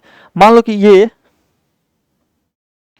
ABCD एक सम चतुर्भुज है, ठीक है ना, ये ABCD एक सम चतुर्भुज है, ठीक है, ABCD। देखो सम चतुर्भुज के हम पहले गुण समझ लेते हैं। देखो जो इसके डायगोनल होते हैं ना, सम चतुर्भुज के सारे एंगल क्या होते हैं, सॉरी सम चतुर्भुज के सारे साइड एक दूसरे के बराबर होते हैं, और जो इसके एंगल होते हैं, ठीक है, जो इसके डायगोनल होते हैं वो वर्टेक्स को 2 बराबर भागों में क्या करते हैं, बाइसेक्ट करते हैं, ठीक है। और यही नहीं, ये जो डायगोनल होते हैं, ये डायगोनल आपस में तो बराबर नहीं होते हैं, ये D1 ≠ = 2, D2। लेकिन ये जो डायगोनल होते हैं एक दूसरे को बाइसेक्ट करते हैं। क्या करते हैं? दूसरे को बाइसेक्ट करते हैं, यानी कि ये भाग और ये भाग आपस में बराबर होगा, वैसे ये भाग और ये भाग आपस में बराबर होगा। और समचतुर्भुज यानी कि रोम्बस के जो डायगोनल होते हैं एक दूसरे को 90 डिग्री पर इंटरसेक्ट करते हैं। तो ये 90 डिग्री यहां से हम देख सकते हैं क्या। और इनके जो देखो एंगल ए बराबर एंगल सी होगा, वैसे एंगल बी बराबर एंगल डी होगा, यानी कि वर्टिकली ऑपोजिट एंगल भी आपस में क्या होते हैं? बराबर होते हैं। अब देख सकते हैं हम कौन सा इसमें समचतुर्भुज के विकर्ण बराबर होते हैं, ठीक है, समकोण पर प्रतिच्छेद करते हैं और एक दूसरे को समद्विभाजित करते हैं। ये दे रहा है कि समचतुर्भुज के विकर्ण बराबर नहीं होते हैं, समकोण पर प्रतिच्छेद करते हैं और एक दूसरे को समद्विभाजित करते हैं, यही होगा। समचतुर्भुज के जो विकर्ण होते हैं वो आपस में बराबर नहीं होते हैं, ठीक है ना, और समकोण पर प्रतिच्छेद करते हैं और एक दूसरे को समद्विभाजित भी करते हैं। जो दूसरा कंडीशन है वो सही है, ठीक है। नीचे वाला हमें पढ़ना ही नहीं है। चलते हैं हम नेक्स्ट क्वेश्चन पर। चतुर्भुज में पी क्यू आर एस को क्रम से लेने पर अनुपात 2 8 3 7 है, तो पी क्यू आर एस किस प्रकार का चतुर्भुज है? देखो पी क्यू आर एस कभी तो स्क्वायर हो नहीं सकता, क्योंकि स्क्वायर के सारे एंगल आपस में बराबर हो जाते हैं। यहाँ पे 2 8 3 7 है, ठीक है। रोम्बस में वर्टिकली ऑपोजिट एंगल क्या होते हैं? आपस में बराबर होते हैं। यहां से हमने देखा है क्या कि ये वाला एंगल एंगल ए बराबर एंगल सी है, ठीक है ना। यहाँ पे कोई एंगल आपस में बराबर नहीं है, सारे एंगल डिफरेंट है, ये भी नहीं होगा, यानी कि रोम्बस भी नहीं होगा। काइट की बात करें तो ये अगर काइट हो गया ना, कभी मैं काइट वाइट पढ़ाऊंगा तो पूरी तरीके से काइट को खोल दूंगा, रोम्बस को पढ़ाऊंगा तब देखना मैं मेरा पढ़ाने का अंदाज। देखो काइट ये होता है ना, इसमें एक पेयर ऑफ एंगल आपस में बराबर होता है, यानी कि ये वाला एंगल इसके बराबर होता है। यहाँ पे कोई एंगल आपस में बराबर नहीं दिख रहा है, यानी काइट भी नहीं होगा। बच्चा सिर्फ ट्रेपेजियम, यही हमारा आंसर हो जाएगा, ठीक है। इस टाइप के क्वेश्चंस करने के लिए आपको पास कॉन्सेप्ट की मजबूती होनी चाहिए। चलते हैं हम नेक्स्ट क्वेश्चन पे। ये क्वेश्चन है, मान लीजिए एबीसी और पीक्यूआर सिमिलर है, ठीक है ना, और उनके एरिया का जो रेशियो है वो 64/121 है, ठीक है। जब एरिया का क्या है रेशियो 64/121 है, तो जब साइड का आप रेशियो लीजिएगा, ठीक है ना, तो साइड का रेशियो यहाँ पे स्क्वायर लग जाएगा, स्क्वायर रूट लग जाएगा, जो कि होगा 8/11 के बराबर, ठीक है। आगे बोल रहा है क्या कि AC बराबर 8 है, तो क्यूआर है, देखो ये वाला वैल्यू हमसे पूछ रहा है, यानी कि क्यूआर, और क्यूआर के संगत हम देखें तो यहाँ पे AC है, ठीक है ना। अगर AC की वैल्यू 8 यूनिट की वैल्यू, AC कहाँ है? AC 8 यूनिट की वैल्यू 8 है, हमसे पूछा है क्यूआर जो कि AC के संगत है, तो 8 यूनिट की वैल्यू अगर 8 है तो 11 का वैल्यू 11 होगा, जो कि है ऑप्शन ए। नेक्स्ट क्वेश्चन पे चलते हैं। दो समरूप त्रिभुजों की दो संगत भुजाओं की लंबाई का अनुपात 15:14 है। इन दो त्रिभुजों के क्षेत्रफल का अनुपात हमेशा संगत साइड के स्क्वायर के अनुपात के बराबर होता है। तो 15 का स्क्वायर 225 और 14 का स्क्वायर 196, ठीक है। तो ये रहा सॉल्यूशन। आप अगर रेलवे के मैथ्स में कमांड पाना चाहते हैं तो हमारा एक रेलवे मैथ्स का बुक आता है, वो आप ले सकते हैं, वो फ्लिपकार्ट और अमेजन आप वहां से ले सकते हैं उस बुक को। देखो ये हमारी बुक है, एक मिनट में मैं दिखा दे रहा हूं, ये वाली हमारी बुक है, इसको आप ले सकते हैं ऑनलाइन, और इससे आप अपनी तैयारी में 4 चांस लगा सकते हैं। इसमें हम सारे सॉल्यूशन बहुत अच्छे तरीके से डाले हैं। और बात करूं मैं इससे पहले जो मैंने 50 क्वेश्चन का अर्थमेटिक वाला सेक्शन कराया वो भी आप देख सकते हैं, उसमें भी मैंने बहुत अच्छे तरीके से सॉल्यूशन निकाले हैं, बिना किसी क्वेश्चन को पूरे तरीके से सॉल्व किए मैंने आंसर फाइंड किया है। तो अगर आप ये बुक ले लेते हैं, देखो बुक में तो सारे बुक्स अगर आप लेंगे तो उसमें प्रीवियस ईयर के क्वेश्चन ही रहते हैं, लेकिन बुक को खास बनाता है उसका सॉल्यूशन, और इसके सॉल्यूशन एकदम टॉप क्लास के हैं। अगर आप इसके सॉल्यूशन देखिएगा तो हमने हर एक चीज का यूज किया है, चाहे वो यूनिट डिजिट हो या डिजिटल सम हो या फिर डिविजिबिलिटी हो या फिर किस चीज की बात करें, मल्टीप्लिकेशन की, अप्रोक्सीमेशन की, ऑप्शन एलिमिनेशन की, सब चीज हम इसमें भर भर के डाले हैं। तो ये बुक सेकेंड एडिशन इसकी आ चुकी है। अगर आप सही में अपना तैयारी मजबूत करना चाहते हैं तो ये बुक आप ले सकते हैं। चलते हैं हम तब तक नेक्स्ट क्वेश्चन पे। और अगर आपको ये सेशन अच्छा लग रहा हो तो इसको please like, comment, share and subscribe करते रहिए। कहाँ गया हमारा, यहाँ पे थे हम, ये क्वेश्चन कर चुके हैं, इस पे आ रहे हैं। देखो एक सम बहुभुज के अंतःकोणों का योगफल उसके बाह्य कोणों के योगफल से 250% अधिक है, ठीक है ना। 250% अधिक है, यानी कि हमसे क्या पूछा है, प्रत्येक अंतःकोणों की माप x डिग्री, तो x का मान 7 का मल्टीपल होगा, ऑप्शन है। अरे भैया मान लो कि ये, ठीक है, ये है इसका इंटीरियर एंगल और ये है एक्सटीरियर एंगल, ठीक है ना। 250% अधिक है, यानी कि 250% का फ्रैक्शनल वैल्यू कितना होगा, इतना करना ही नहीं है, 250/100, ठीक है। काटिएगा 5 से, काटिएगा ये 5 और ये 2, ठीक है। हमसे वैल्यू पूछ रहा है 250% बाह्य कोण के योगफल से, अगर ये 5 यूनिट है तो ये 7 यूनिट है, ठीक है ना। जो कि x के बराबर है। तो जो भी आंसर होगा 7 का मल्टीपल ही होगा ना, आप इंटीरियर एंगल निकालिएगा तो, और 7 का मल्टीपल सिर्फ ऑप्शन ए है। नेक्स्ट क्वेश्चन पे चलते हैं। एक वृत्त में दो जीवाएं ए बी और सी डी जिनकी माप क्रमशः 14 सेंटीमीटर और 6 सेंटीमीटर है। देखो 14 सेंटीमीटर और 6 सेंटीमीटर है, ये मान लो सेंटर है, ये 14 सेंटीमीटर और ये 6 सेंटीमीटर, ये 14 है और ये 6 है। देखो जैसे जैसे हम सर्कल के सेंटर की ओर बढ़ते जाते हैं तो ये जो कॉर्ड होता है ना उसका लेंथ बढ़ते जाता है, इसीलिए मुझे 14 ऊपर लेना पड़ा और 6 नीचे लेना पड़ेगा, तभी जाकर के ये सेटिस्फाइड करेगा। इसीलिए हम बोलते हैं, क्या बोलते हैं कि सर्कल का जो व्यास होता है वो हमेशा सबसे लंबा कॉर्ड होता है। क्यों? क्योंकि वो सेंटर से होकर के गुजरता है।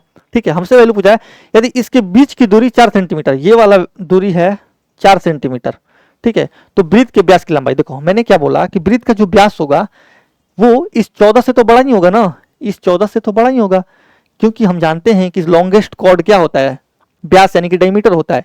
तो ये अगर 14 है तो इस 14 से बड़ा ही होगा, और 14 से बड़ा सिर्फ ऑप्शन बी है। ठीक है, ये सारे 14 से छोटे हैं, तो कभी किसी कॉर्ड से उसका व्यास छोटा हो ही नहीं सकता। इसको सॉल्व नहीं करना है, बस इतना ही करना है। चलते हैं हम नेक्स्ट क्वेश्चन पर। अब आ रहे हैं अलजेब्रा के अपने क्वेश्चन पे। ये क्वेश्चन है ए स्क्वायर प्लस बी स्क्वायर बराबर 168, ए बी दिया है 27, ए ग्रेटर है बी से, तो इसका मान निकालें। देखो अगर हम इसका मान निकालें, अगर मान लो यहाँ पे हम स्क्वायर करके, ठीक है ना, ऊपर और नीचे दोनों ओर, इसमें अगर हम स्क्वायर रूट लगा दें तो क्या दिक्कत है, बाहर तो वैल्यू यही निकल करके आएगा। यानी कि अगर a माइनस बी का होल स्क्वायर हम निकाल दें तो हम क्या कर देंगे, 168, ठीक है ना, माइनस 2ab घटाएंगे। अरे भैया A square plus B square minus 2ab होता है, तो माइनस 2ab घटाएंगे तो ये 54 आएगा, बटे में 168, इसमें प्लस 2ab यानी कि 54, और इसका स्क्वायर रूट। ठीक है ना, 168 माइनस 154 कितना होता है, 11, 114, 114 बटे 168 प्लस 54 होता है 222। ठीक है ना, इसका अगर हम इसको सॉल्व करें तो रूट के अंदर आएगा 114 का आधा 57 और 222 का आधा 111, जो कि है ऑप्शन ए। ठीक है, तो ऐसे करेंगे इस क्वेश्चन को। और प्लीज अगर आपको ये सेशन अच्छा लग रहा है तो आप सब्सक्राइब कीजिए और कमेंट में बताइए कि और क्या हम आपके लिए बेहतर कर सकते हैं। नेक्स्ट क्वेश्चन पर चलते हैं। यदि बहुपद x cube plus 4x square plus 3x minus 4 और x cube minus 7x plus A को x माइनस 2 से विभाजित करने पर समान शेषफल प्राप्त होता है, तो ए का मान, अगर समान शेषफल प्राप्त होगा तो x बराबर 2 रखने पर ये दोनों इक्वेशन एक दूसरे के बराबर होंगे। ठीक है, तो अगर हम x बराबर, देखो x माइनस 2 बराबर 0 होगा ना, x माइनस 2 बराबर 0 होगा। ये 0 क्यों होता है ये भी मैं यहाँ पे बता सकता हूँ, लेकिन इस सब पे डिस्कस नहीं करते हैं। देखो x बराबर क्या होगा, 2 होगा। ठीक है, अगर हम 2 यहाँ पे रखें तो 2 का क्यू 8,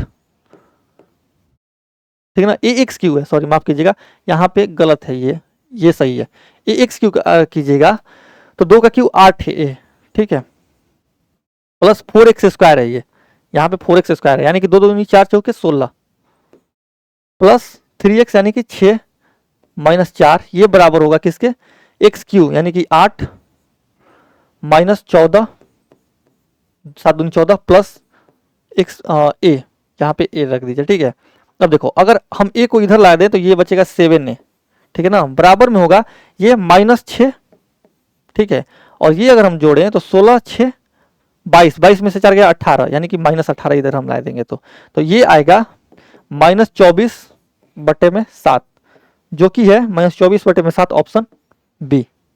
ठीक है, अब ये क्वेश्चन है x square plus y square का मान हमसे पूछा। देखो इस केस में कभी भी ऐसा इक्वेशन दे करके आपसे x square plus y square का मान पूछ दे तो हमेशा x square plus y square का मान, ये जो यहाँ पे वैल्यू है ना, मतलब जिसमें कोई भी क्या बोलते हैं, जो कांस्टेंट टर्म है जिसमें कोई वेरिएबल नहीं लगा है, वही होता है, हमेशा यही होता है, यानी कि 425 ही x square plus y square के बराबर हो जाएगा। ठीक है, इसको आप बहुत तरीके से कर सकते हैं। आप अगर इसको करना चाहें तो इसका क्या कर सकते हैं, वो कर सकते हैं, जैसे x square plus minus 16x है, तो इसको आप एक्स माइनस 8, ठीक है ना, हाँ, एक्स माइनस 8 का होल स्क्वायर लिख सकते हैं, प्लस में बचा क्या, ये 19, यानी कि y प्लस 19 का होल स्क्वायर लिख सकते हैं। ठीक है, ये बराबर में 0 कर दीजिए। अरे भैया 19 का स्क्वायर होता है 361 और 8 का स्क्वायर होता है 64, 361 और 64 जुड़ेगा तो 425 ही आएगा। और हम जानते हैं कि किसी भी चीज का स्क्वायर कभी निगेटिव होता ही नहीं है, ये भी मैं यहीं आज पढ़ाया हूँ अपने अलजेब्रा क्लास में, जो मैं एसएससी मैथ्स का करा रहा हूँ इसी प्लेटफॉर्म पे। तो अगर किसी भी चीज का स्क्वायर कभी माइनस नहीं होता है, यानी कि पॉजिटिव होता है, और दो पॉजिटिव चीजों का सम कभी जीरो के बराबर नहीं होता है। अगर ये जीरो हो रहा है, इसका मतलब कि ये पार्टिकुलरली रूप से जीरो के बराबर है, और ये भी पार्टिकुलरली इंडिविजुअली रूप से जीरो के बराबर है। तो अगर x माइनस 8 हम जीरो रखेंगे तो x क्या निकल करके आएगा, 8, और वैसे ही y निकल करके आएगा -19। जब x square plus y square कीजिएगा तो 8 का स्क्वायर और -19 का स्क्वायर 64 और 361 होगा, दोनों को ऐड कीजिएगा तो 425 आ सकता है। आ सकता है क्या, आएगा। ठीक है, अगर आप इसको चाहें तो देखो इस क्वेश्चन को आप ऐसे भी कर सकते हैं, x square plus y square, ठीक है ना, बराबर में आप इस सबको इधर ले जाइए और दो कॉमन ले लीजिए। ठीक है ना, दो आप क्या कीजिए, कॉमन लीजिए, दो आप जैसी कॉमन लीजिएगा यहां बचेगा क्या बचेगा, 8x, ठीक है, और -19y और -425। हम जानते हैं कि हमें वैल्यू निकालना है किसका, x का। अभी यही मैं पढ़ा रहा हूं अलजेब्रा क्लास में।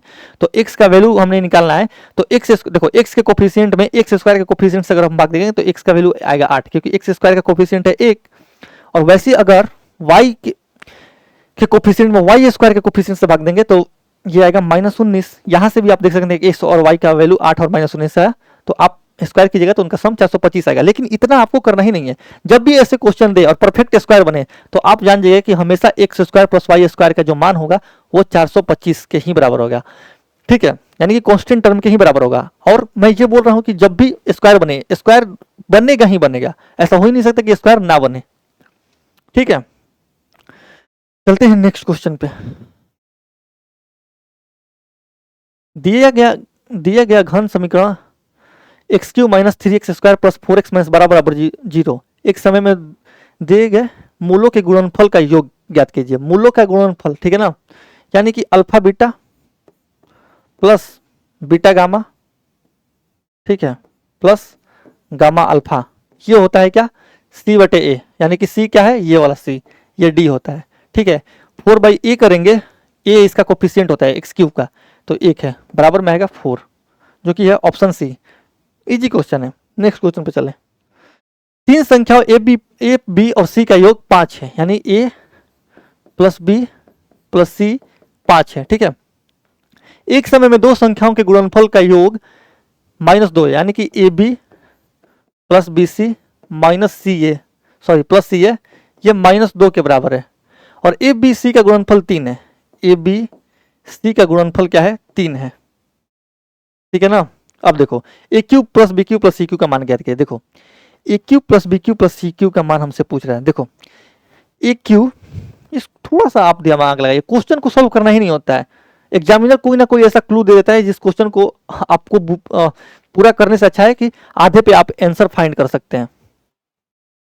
ठीक है, देखो a³ plus b³ plus c³, ठीक है ना, -3abc का मान हमें मान लो। देखो ये अगर इस मान की हम चर्चा करें तो ये जो मान होता है ना, ये मान हमेशा क्या होता है, a प्लस बी प्लस सी से, यानी कि a plus b plus c का एक मल्टीपल होता है। ठीक है, a plus b plus c का मल्टीपल होता है, यानी कि ये जो पूरा भाग होगा ये 5 का मल्टीपल होगा। ठीक है, लेकिन हमसे वैल्यू पूछ रहा है a³ plus b³ plus c³ का, यानी कि ये वाला पार्ट नहीं पूछ रहा है, abc -3abc नहीं पूछ रहा है। तो अगर -3abc की हम बात करें तो कितना है, 3:3 9, यानी कि आंसर वो ऑप्शन होगा जिसमें से 9 घटाने के बाद वो 5 का मल्टीपल हो, और 9 घटाने के बाद 5 का मल्टीपल, अरे नहीं, 9 घटाने के बाद तो 5 का मल्टीपल 2 आ रहा है, तो इसको करना ही पड़ेगा। ठीक है, इसको हम कर लेते हैं। a³ plus b³ plus c³ पूछ रहा है ना, तो आप a³ plus b³ plus c³ को k मान लो। ठीक है ना, लिखने में आसानी रहेगी। k -3abc करेंगे तो ये आएगा 3:3 9। ठीक है, बराबर a plus b plus c by 2 करेंगे क्या, हाँ, a plus b plus c 5 into ये वाला वैल्यू दिया है, हाँ, तो a plus b plus c का होल स्क्वायर यानी कि 25 -3abc करेंगे तो 3:, ये 6 होगा, माइनस का 6, ये जुड़ जाएगा।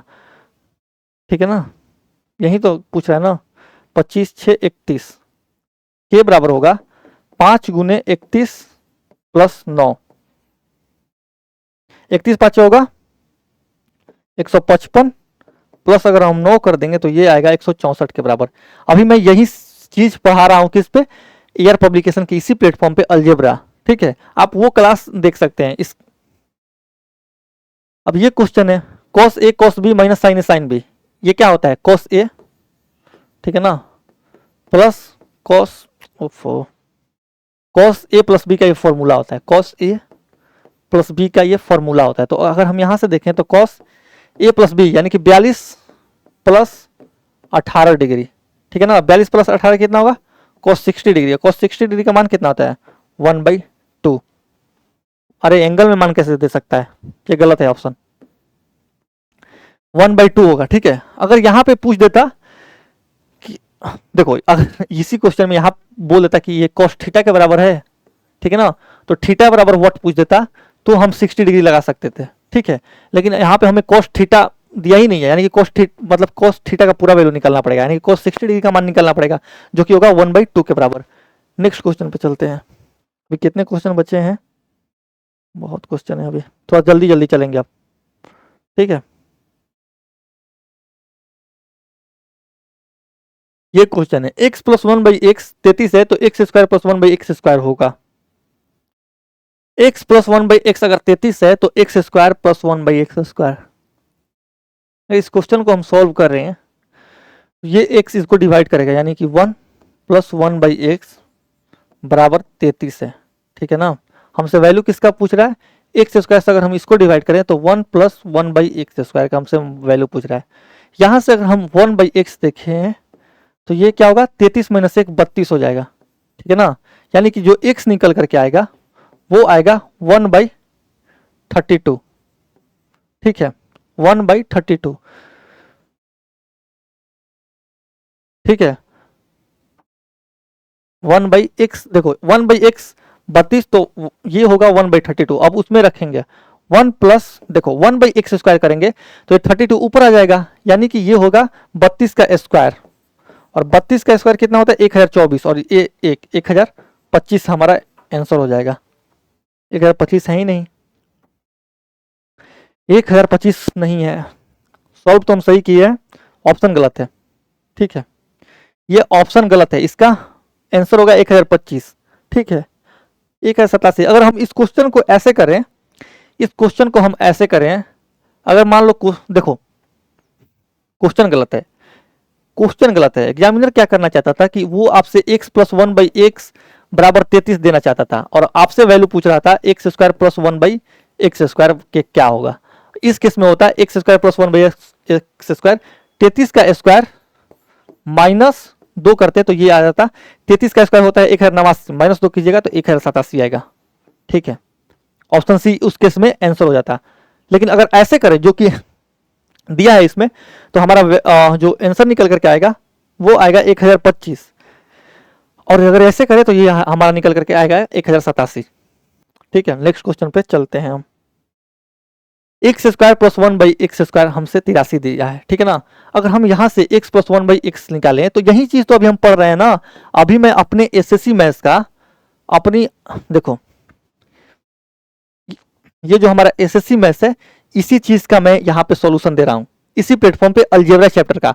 और अलजेब्रा चैप्टर में ये सब चीज हम पढ़ चुके हैं, ठीक है। अगर आप अलजेब्रा चैप्टर पढ़ लिए तो ऐसे क्वेश्चन आप बिना पेन लगाए कर सकते हैं, ठीक है। देखो अगर हम इस क्वेश्चन को करना चाहें, तो x प्लस 1/x अगर हम निकालें, ठीक है, sorry x Q minus 1/x Q निकालना है ना, तो आपको x माइनस 1/x निकालना पड़ेगा, ठीक है। और x माइनस 1/x निकालने के लिए आपको 83 में से 2 घटा करके स्क्वायर रूट लेना पड़ेगा, ठीक है, जो कि आएगा 9 के बराबर। और हम ये वैल्यू किसका पूछा है x cube minus 1/x Q का, और हम ये पढ़ चुके हैं कि x cube minus 1/x Q x minus 1/x का एक मल्टीपल होता है, यानी कि x cube minus 1/x Q का जो भी वैल्यू आएगा वो एक्स माइनस 1/x यानी कि 9 का मल्टीपल होगा। अगर 9 का मल्टीपल चेक करें तो नहीं ये है 9 का मल्टीपल और नहीं ये है 9 का मल्टीपल। देखो ये है 720 और ये है 756। अरे भैया इसका वैल्यू होता है n cube plus 3n, n cube करेंगे 729, उसमें 3n जोड़ना पड़ेगा, यानी कि 720 तो आ ही नहीं सकता, वैल्यू जो भी होगा 729 तो बड़ा ही होगा, यानी कि ये भी ऑप्शन नहीं होगा, बचेगा सिर्फ डी। अगर आप इसको करना चाहें तो ये होता है एन क्यू प्लस 3n के बराबर, ठीक है, सॉरी एक्स, यहाँ एन को एक्स से रिप्लेस कर लो या फिर इसके बराबर में एन मान लो, ठीक है। 9 का क्यूब कीजिएगा 729 प्लस 3:9, 729 प्लस 27 756, ये सब कुछ हम कर रहे हैं। और अगर मान लो कि जो मैं अभी क्लास करा रहा हूँ अगर वो आप देख लोगे तो ऐसे क्वेश्चन अगर मैं ये भी चाहता तो ये पेन ना भी उठा तो बना सकता था, क्योंकि मैं यहीं से देख लेता कि x माइनस 1/x 9 होगा, तो x cube minus 1/x Q 9 का एक मल्टीपल होगा। 9 से ये दोनों नहीं कटे, दो बचा, दो ऑप्शन, और जो भी आंसर होता है वो 9 क्यू यानी कि 729 से तो बड़ा नहीं होता, 729 से बड़ा 756 है, सब नहीं करना था। x प्लस 1/x अगर रूट 5 है तो find the value of x4 plus 1/x4।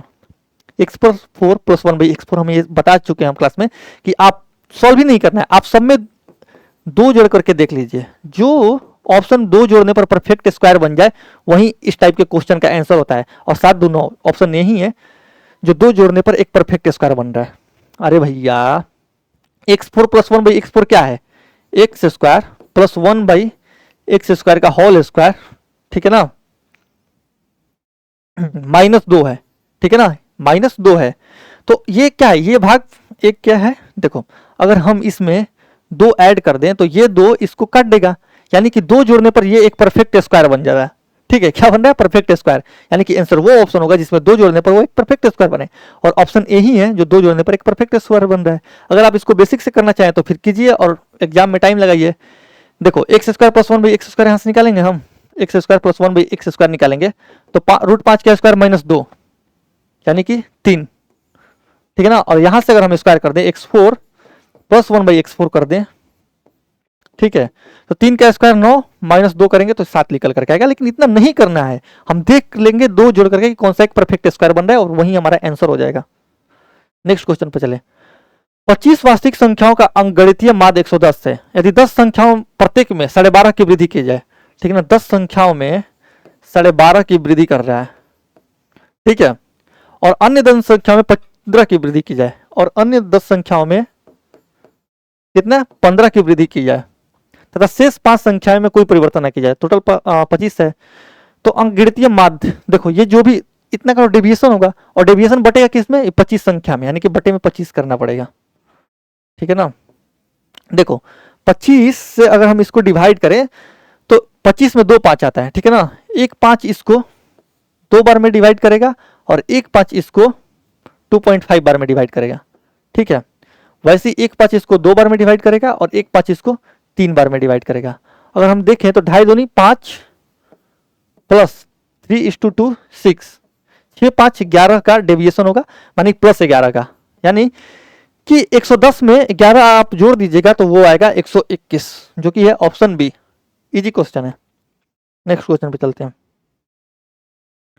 x4 minus 10x square plus 22 को दो द्विघात बहुपदों के गुणनफल में गुणनखंडित करें, ठीक है ना, x4 minus 10x square plus 22,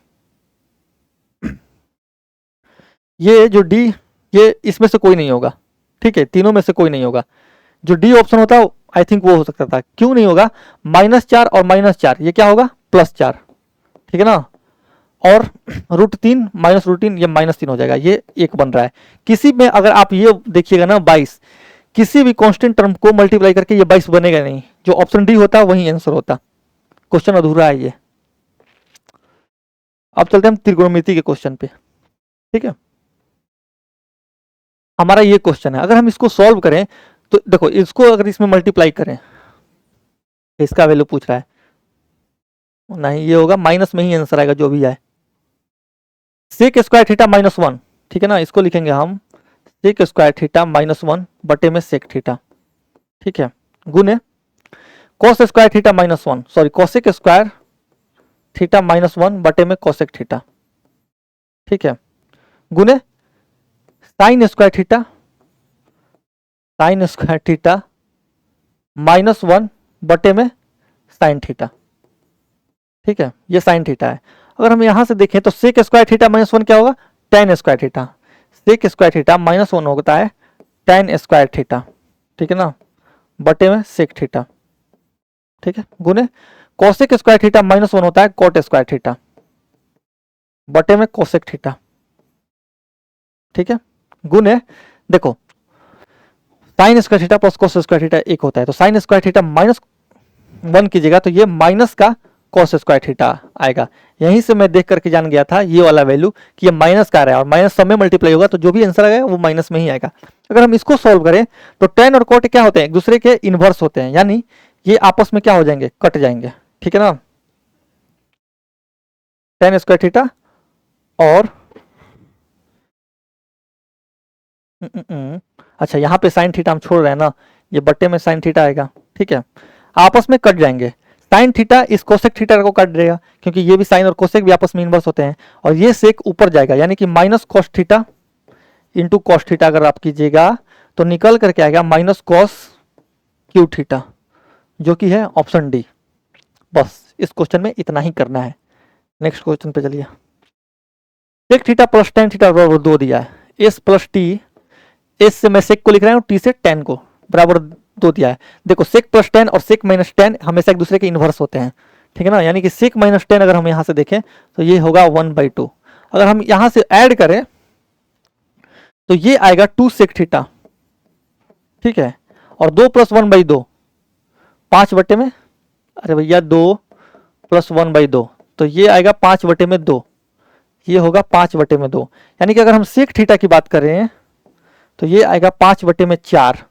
हमसे वैल्यू क्या पूछ रहा है, 3 सेक थीटा, यानी कि 3:5/4 प्लस में 4, यानी कि 15 बटे में 4 प्लस 4 अगर हम करेंगे तो 4 का 16 और 15 31 बटे में 4 हमारा आंसर आएगा। इजी क्वेश्चन है, ऑप्शन ए। ट्रिगो में भी कुछ इतना खास नहीं पूछा है।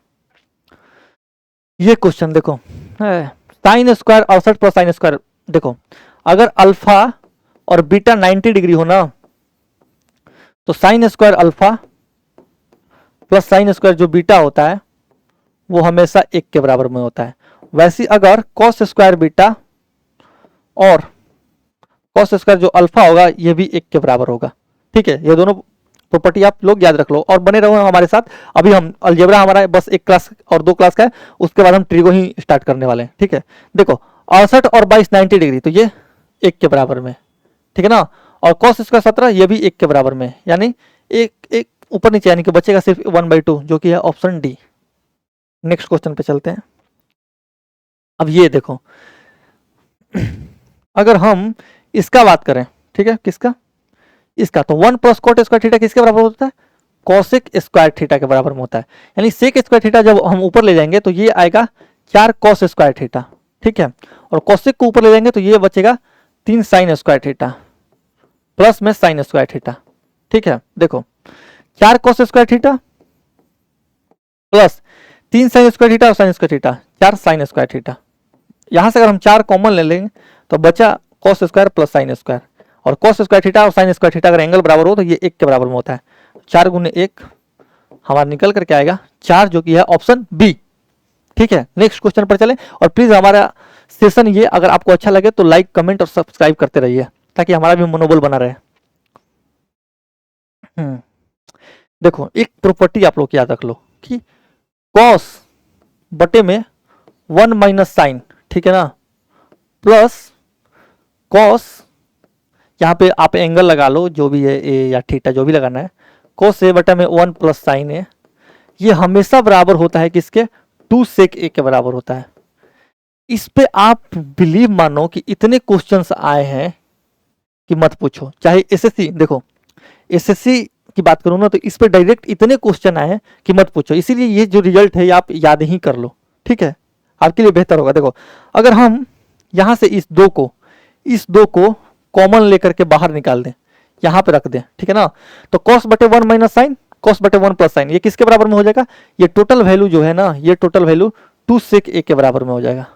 2 सेक ए, 2 सेक ए यहाँ और यहाँ 2, यानी कि 4 सेक ए, 4 सेक ए गुने 3, सेक स्क्वायर ए माइनस 1 होता है tan स्क्वायर ए के बराबर, tan स्क्वायर ए, यानी कि रूट के बाहर निकलेगा तो ये आएगा tan ए, ठीक है ना।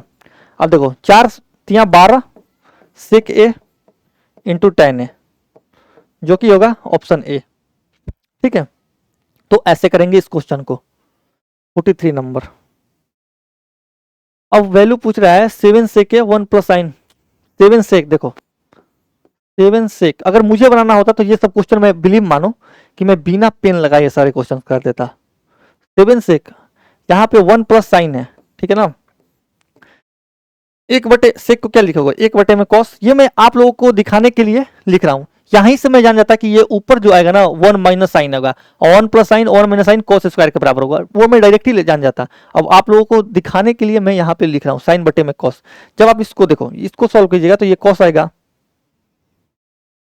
साइन बटे में कॉस, 1/, में कॉस, ठीक है ना, और ये आएगा 1 माइनस साइन, देखो 1 माइनस साइन और 1 प्लस साइन, अरे भैया 7 सेक गुने 1 plus sine 1 minus sine, 1 minus sine square, 1 minus sine square किसके बराबर होता है, कॉस स्क्वायर, एक के बराबर में बटे में कॉस ए, ठीक है ना, कॉस ए एक कॉस को काटेगा, 7 सेक इंटू कॉस ए, सेक और कॉस आपस में इन्वर्स होते हैं तो ये दोनों भी आपस में कट जाएंगे, बचेगा सिर्फ 7 जो कि है ऑप्शन ए। यहां से भी 7, अच्छा -4 भी है ना, तो 7 - 4 3 हो जाएगा, ठीक है। अगर -4 यहाँ पे नहीं रहता तो आप यहां से भी अंदाजा लगा सकते थे कि जो भी ऑप्शन होगा 7 का एक मल्टीपल ही होगा। ये क्वेश्चन है sine 4 theta minus cos 4 theta, ठीक है ना, find the value of 2 sine square theta -1। इस क्वेश्चन देखो, ये क्वेश्चन सिर्फ घुमा रहा है एग्जामिनर आपको, आप कुछ मत कीजिए, आप देखो C4 थीटा यानी cos 4 theta minus sine 4 theta लिख दीजिए आप, ठीक है ना, और बराबर 1/2 कर दीजिए, और आप 2 साइन स्क्वायर थीटा -1 मत लिखिए, आप लिखिए कि 1 - 2 साइन स्क्वायर थीटा का हमसे वैल्यू पूछ रहा है। अरे भैया मैंने क्या किया कि इसको पलट दी माइनस मल्टीप्लाई करके, तो जब इसको मैंने पलटा तो 2 साइन स्क्वायर थीटा -1 की जगह मैं 1 - 2 साइन स्क्वायर थीटा का वैल्यू निकालूंगा, क्या मैं दिक्कत कर रहा हूँ।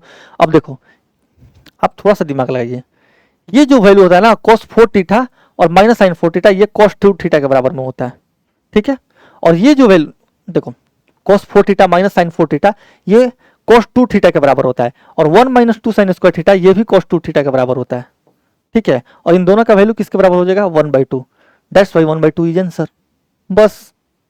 अरे भैया cos 4 theta minus sine 4 theta है तो इसको आप क्या लिख सकते हैं, C square plus S square और C square minus S square, cos square plus S ये तो एक हो जाएगा, इस two C square minus S square, और ये आप जानते हैं कि cos square minus sine square ये बराबर होता है कॉस 2 थीटा के, ठीक है, तो ये वैल्यू जो होता है ना ये कॉस थीटा 2 थीटा के बराबर होता है, तो ये वैल्यू ना देकर के यहाँ पे आप लिखिए कि कॉस 2 थीटा बराबर 1/2 दिया है, और 1 - 2 साइन स्क्वायर थीटा भी क्या होता है कॉस 2 थीटा के बराबर होता है, वैसे 2 कॉस स्क्वायर थीटा -1 भी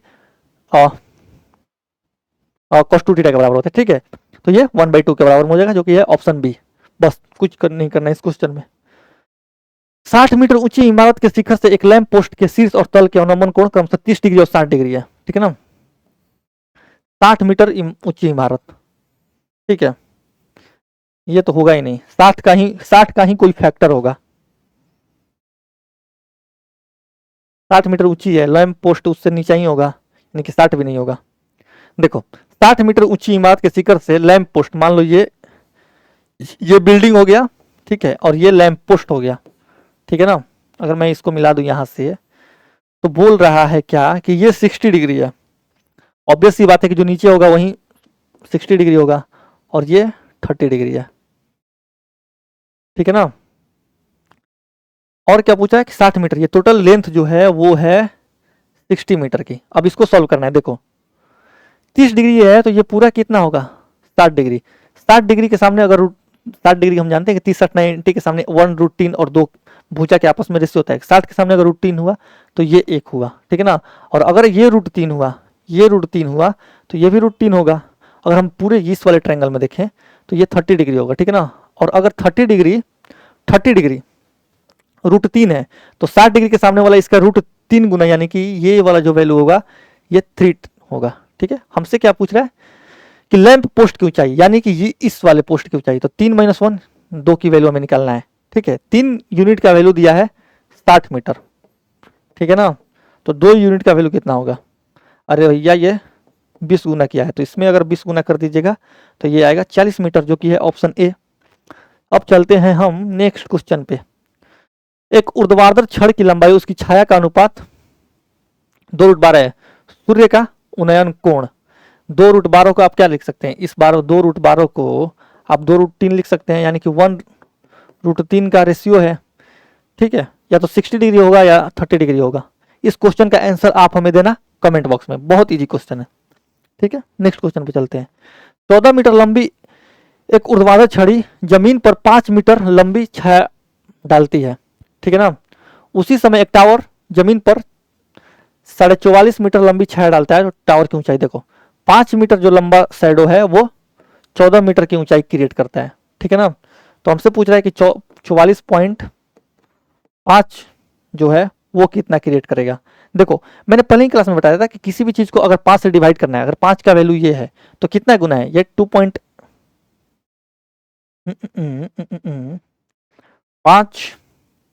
5 का अगर हम 44 पॉइंट में लंबी छाया, इसको ऐसे ना सॉल्व करके ऐसे सॉल्व कर लेते हैं,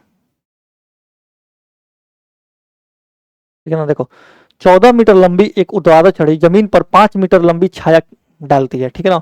उसी समय एक टावर जमीन पर 44 मीटर 44 पॉइंट, यानी कि 5 का वैल्यू अगर 14 है, ठीक है, तो हमसे किसका वैल्यू पूछ रहा है, 44.5 का, कि 44.5 कितना क्रिएट करेगा। इसको अगर आप सॉल्व कीजिएगा तो आपका आंसर यानी कि टावर की ऊंचाई निकल करके आ जाएगी, ठीक है। आप 7 का मल्टीपल देख लीजिए ना, 7 का मल्टीपल 6 7 56 4 3 नहीं है, 5 7 5 8 7 8 56 2 8 ये है, ये नहीं है, ये 5 4 7 49 7 8 56, ठीक है ना। अगर आप इसको सॉल्व कीजिएगा तो आप 5 से इसको काट दीजिए, ठीक है, ये कितना होगा, 5 8 है 40, ठीक है। 44.5 को अगर आप काटिएगा तो 8.9 आएगा, ठीक है ना। हम क्या बोलें कि किसी भी चीज को अगर 5 से काटना है तो डबल करके उसके एक अंक बाद दशमलव लगा दो, तो डबल की 44.5 का 89, एक अंक बाद दशमलव लगा दी, यानी कि अगर हम गुना करेंगे तो यूनिट डिजिट पर तो 6 ही आएगा, 9 चौका 36, ऑप्शन ए होगा, ठीक है। नेक्स्ट क्वेश्चन पे चलते हैं, ये सॉल्व करना है हमें। देखो 2 साइन स्क्वायर, यहां से आप एक चीज सीख लो क्या, कि cot square theta minus cos square जो थीटा होता है वो बराबर होता है cot square theta into cos square theta के। वैसे ही अगर tan स्क्वायर थीटा और माइनस साइन स्क्वायर थीटा की बात करें तो ये बराबर होगा tan square theta into sine square theta के। ये दोनों प्रॉपर्टी आप लोग याद कर लो, ठीक है। यही इस क्वेश्चन में करना है। देखो दो बटे में साइन स्क्वायर, ठीक है ना, इंटू सेके किया है, ठीक है। और हम जानते हैं इंटू 3 यहां पे लगा दो, tan स्क्वायर ए माइनस साइन स्क्वायर ए किसके बराबर होगा, tan ए इंटू साइन ए, ठीक है ना। tan स्क्वायर ए और साइन स्क्वायर ए अगर रूट के बाहर से हम निकालेंगे तो ये आएगा tan ए इंटू साइन ए। अब इसी चीज को हमें क्या करना है, सॉल्व करना है। अगर आपको सॉल्व करना है तो आप क्या कीजिए कि देखो एक साइन, देखो एक साइन से एक साइन यहां काट दो, और साइन इज टू सेक क्या होता है, tan ही होता है, sine is to sec tan ही होता है, तो tan से tan काट दो, 3:2 यानी कि इसका 6 आंसर आएगा। 6 है ही नहीं, साइन स्क्वायर है 3 से हमने 3 काटा, इसका 6 ही आंसर आएगा। ऑप्शन गलत है, इसको आप 6 बना लो, ठीक है। ऑप्शन गलत है, आप चेक भी कर सकते हैं, क्रॉस वेरिफिकेशन, टाइपिंग इधर है, ठीक है। ये हो गया। अब ये है x4 minus 10 x square plus 22 को द्विघात बहुपदों के गुणनफल में गुणनखंडित करें। वही वाला क्वेश्चन है जो छूटा, देखो यही भी नहीं होगा, ये भी नहीं होगा, ये भी नहीं होगा, ठीक है ना। देखो ये -5 और ये -5, ये +25 होगा, ठीक है ना। और +3 और -3 प्लस √3 और -√3 ये -3 के बराबर होगा, 25 3 -22, यही ऑप्शन है जिसमें कांस्टेंट वाला टर्म 22 बन रहा है। That's why option D is answer, ठीक है ना। तो ये रहा आज का हमारा क्लास। इसमें हमने देखा 50 टॉप नोच के क्वेश्चन जो कि एनटीपीसी में हुआ था, ठीक है, एडवांस सेक्शन का। इससे पहले हम अर्थमेटिक करा चुके हैं, तो वो क्वेश्चंस भी आप देख सकते हैं। बात करें तो ये सारी हमारी बुक्स हैं, ठीक है। ये शिवास्त्र बुक है, देखो ये ब्रह्मास्त्र, इसके बारे में कौन नहीं जानता, इसके बारे में तो सब लोग जानते होंगे। ये हमारी फॉर्मूला बुक है, कोई भी एग्जाम अगर आपको देना है कॉम्पिटिटिव एग्जाम का तो आप फॉर्मूला बुक ले सकते हैं, और इस बुक से आप बहुत अच्छे से अपना रिवीजन कर सकते हैं, ठीक है। हर एक चीज, चाहे वो कोई भी चैप्टर हो, अरिथमेटिक का हो या फिर एडवांस का, हर एक चैप्टर से रिलेटेड थ्योरी हमने इसमें डाल रखा है। तो अगर मान लो कि जैसे एग्जाम आने वाला है किसका, सीजीएल 2025 का, तो अगर आपको रिवीजन करना है थ्योरीज की बहुत कम टाइम में, तो ये आप बुक यहाँ पे ले सकते हैं। अगर आपके पास होगा तो पटाख से खुलिएगा और इसको जल्दी से सब कुछ अपना थ्योरी एक बार रिवाइज कर डालिएगा, ठीक है। अगर हम बात करें एसएससी मैथ्स की, तो एसएससी मैथ्स का ही सॉल्यूशन हम इस प्लेटफॉर्म पे करा रहे हैं। अगर वो क्लास आप देखना चाहें तो देख सकते हैं, इसकी प्लेलिस्ट इस पे पड़ी हुई है, ठीक है। एसएससी मैथ्स का सबसे खास बात यह है कि इसमें जितने क्वेश्चन है उसका टॉप नॉच हमने सॉल्यूशन डाला है, ठीक है। एक बार आप सॉल्यूशन देखिएगा, हर एक क्वेश्चन का सॉल्यूशन तगड़े तरीके से डाला गया है, और एक नहीं हमने 3-3 से 4-4 अल्टरनेट डाले हैं। मार्केट में और भी बुक्स है, और भी बुक्स में वही सारे क्वेश्चन है जो इसमें है, लेकिन फर्क कहां पड़ेगा, फर्क पड़ेगा इसके सॉल्यूशन में, ठीक है। जो हमने इसमें सॉल्यूशन डाला है वो मार्केट के किसी बुक में भी सॉल्यूशन नहीं है, ठीक है।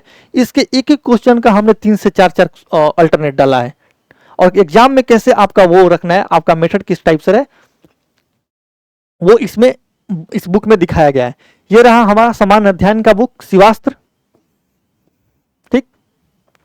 ये जो शिवास्त्र है इसका डिस्कशन है जो इसी प्लेटफॉर्म पे नंदिनी मैम करा रही है। जीके जीएस का हमारा बुक है, और ये टॉपिक वाइज सब्जेक्ट वाइज सब कुछ आपको मिल जाएगा, ठीक है। तो इस बुक को भी आप ले सकते हैं अगर आप अपना जीके और जीएस अच्छा करना चाहते हैं, ठीक है। और ये रेलवे गणित है, ठीक है। अगर रेलवे गणित आपके पास हुई तो रेलवे गणित में हम क्या किए हैं, सॉल्यूशन बहुत टॉप कैटेगरी के डाले हैं, चाहे वो डिविजिबिलिटी हो, या फिर यूनिट डिजिट हो, या फिर मल्टीप्लीकेशन, अप्रोक्सीमेशन या ऑप्शन एलिमिनेशन, हर एक चीज हमने इसमें भर रखा है। एक एक क्वेश्चन के 3-3 या 4-4 अल्टरनेट हम लोग इसमें डाले हैं। ये इसका सेकंड एडिशन आ चुका है, ठीक है। और ये जो अभी एग्जाम 2025 में एनटीपीसी का एग्जाम हुआ था उसके क्वेश्चन भी आपको इसमें देखने को मिल जाएगा, ठीक है। एकदम ये लेटेस्ट बुक है। अगर आप आने वाले रेलवे एग्जाम्स का प्रिपरेशन करना चाहते हैं तो ये बुक तो अगर आपके पास होगा तो आप की तैयारी ये पूरी तरीके से अच्छा कर देगा, ठीक है। अगर हम आगे की बात करें, देखो यही हमारी बुक है रेलवे गणित। इसको आप ले सकते हैं या तो अमेजन से या फ्लिपकार्ट से, कहीं से भी ले सकते हैं आपको। ये सेकेंड एडिशन इसका आ चुका है।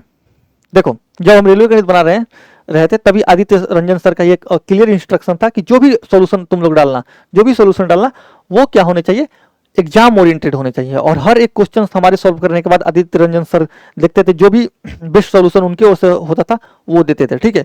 तो इस बुक की सबसे खास बात यही है कि क्वेश्चन की जो सॉल्यूशन हो एकदम एग्जाम ओरिएंटेड है, ठीक है। इससे बेहतर सॉल्यूशन आपको किसी और बुक में देखने को नहीं मिल सकता। जितने भी इस बुक में क्वेश्चन है आप किसी और बुक से इसके सॉल्यूशन का कंपेयर कर लेना, इसके जितना खतरनाक सॉल्यूशन आपको कहीं नहीं मिलेगा। और एग्जाम ओरिएंटेड यानी कि अब ऐसा तो है नहीं कि बहुत सारे ऐसे बुक हैं कि क्वेश्चन इतना है और सॉल्यूशन इतना दे रखा है, ठीक है। लेकिन हम क्या किए हैं कि एग्जाम में जो सॉल्यूशन और जो अप्रोच आपका टाइम बचा सके वही इस बुक में हमने भर रखा है। और एक एक नहीं, एक एक क्वेश्चन के 2-2 या 3-3 अल्टरनेट हमने डाला है। तो अगर ये बुक आपके पास रही तो आप की तैयारी में ये 4 चांद लगा सकती है, ठीक है। अगर हम आगे की बात करें, ये हमारी फॉर्मूला बुक है, ये भी आपको फ्लिपकार्ट या अमेजन से मिल सकती है, ठीक है। क्लास से रिलेटेड पीडीएफ आपको एयर पब्लिकेशन टेलीग्राम चैनल पर दे दी जाएगी।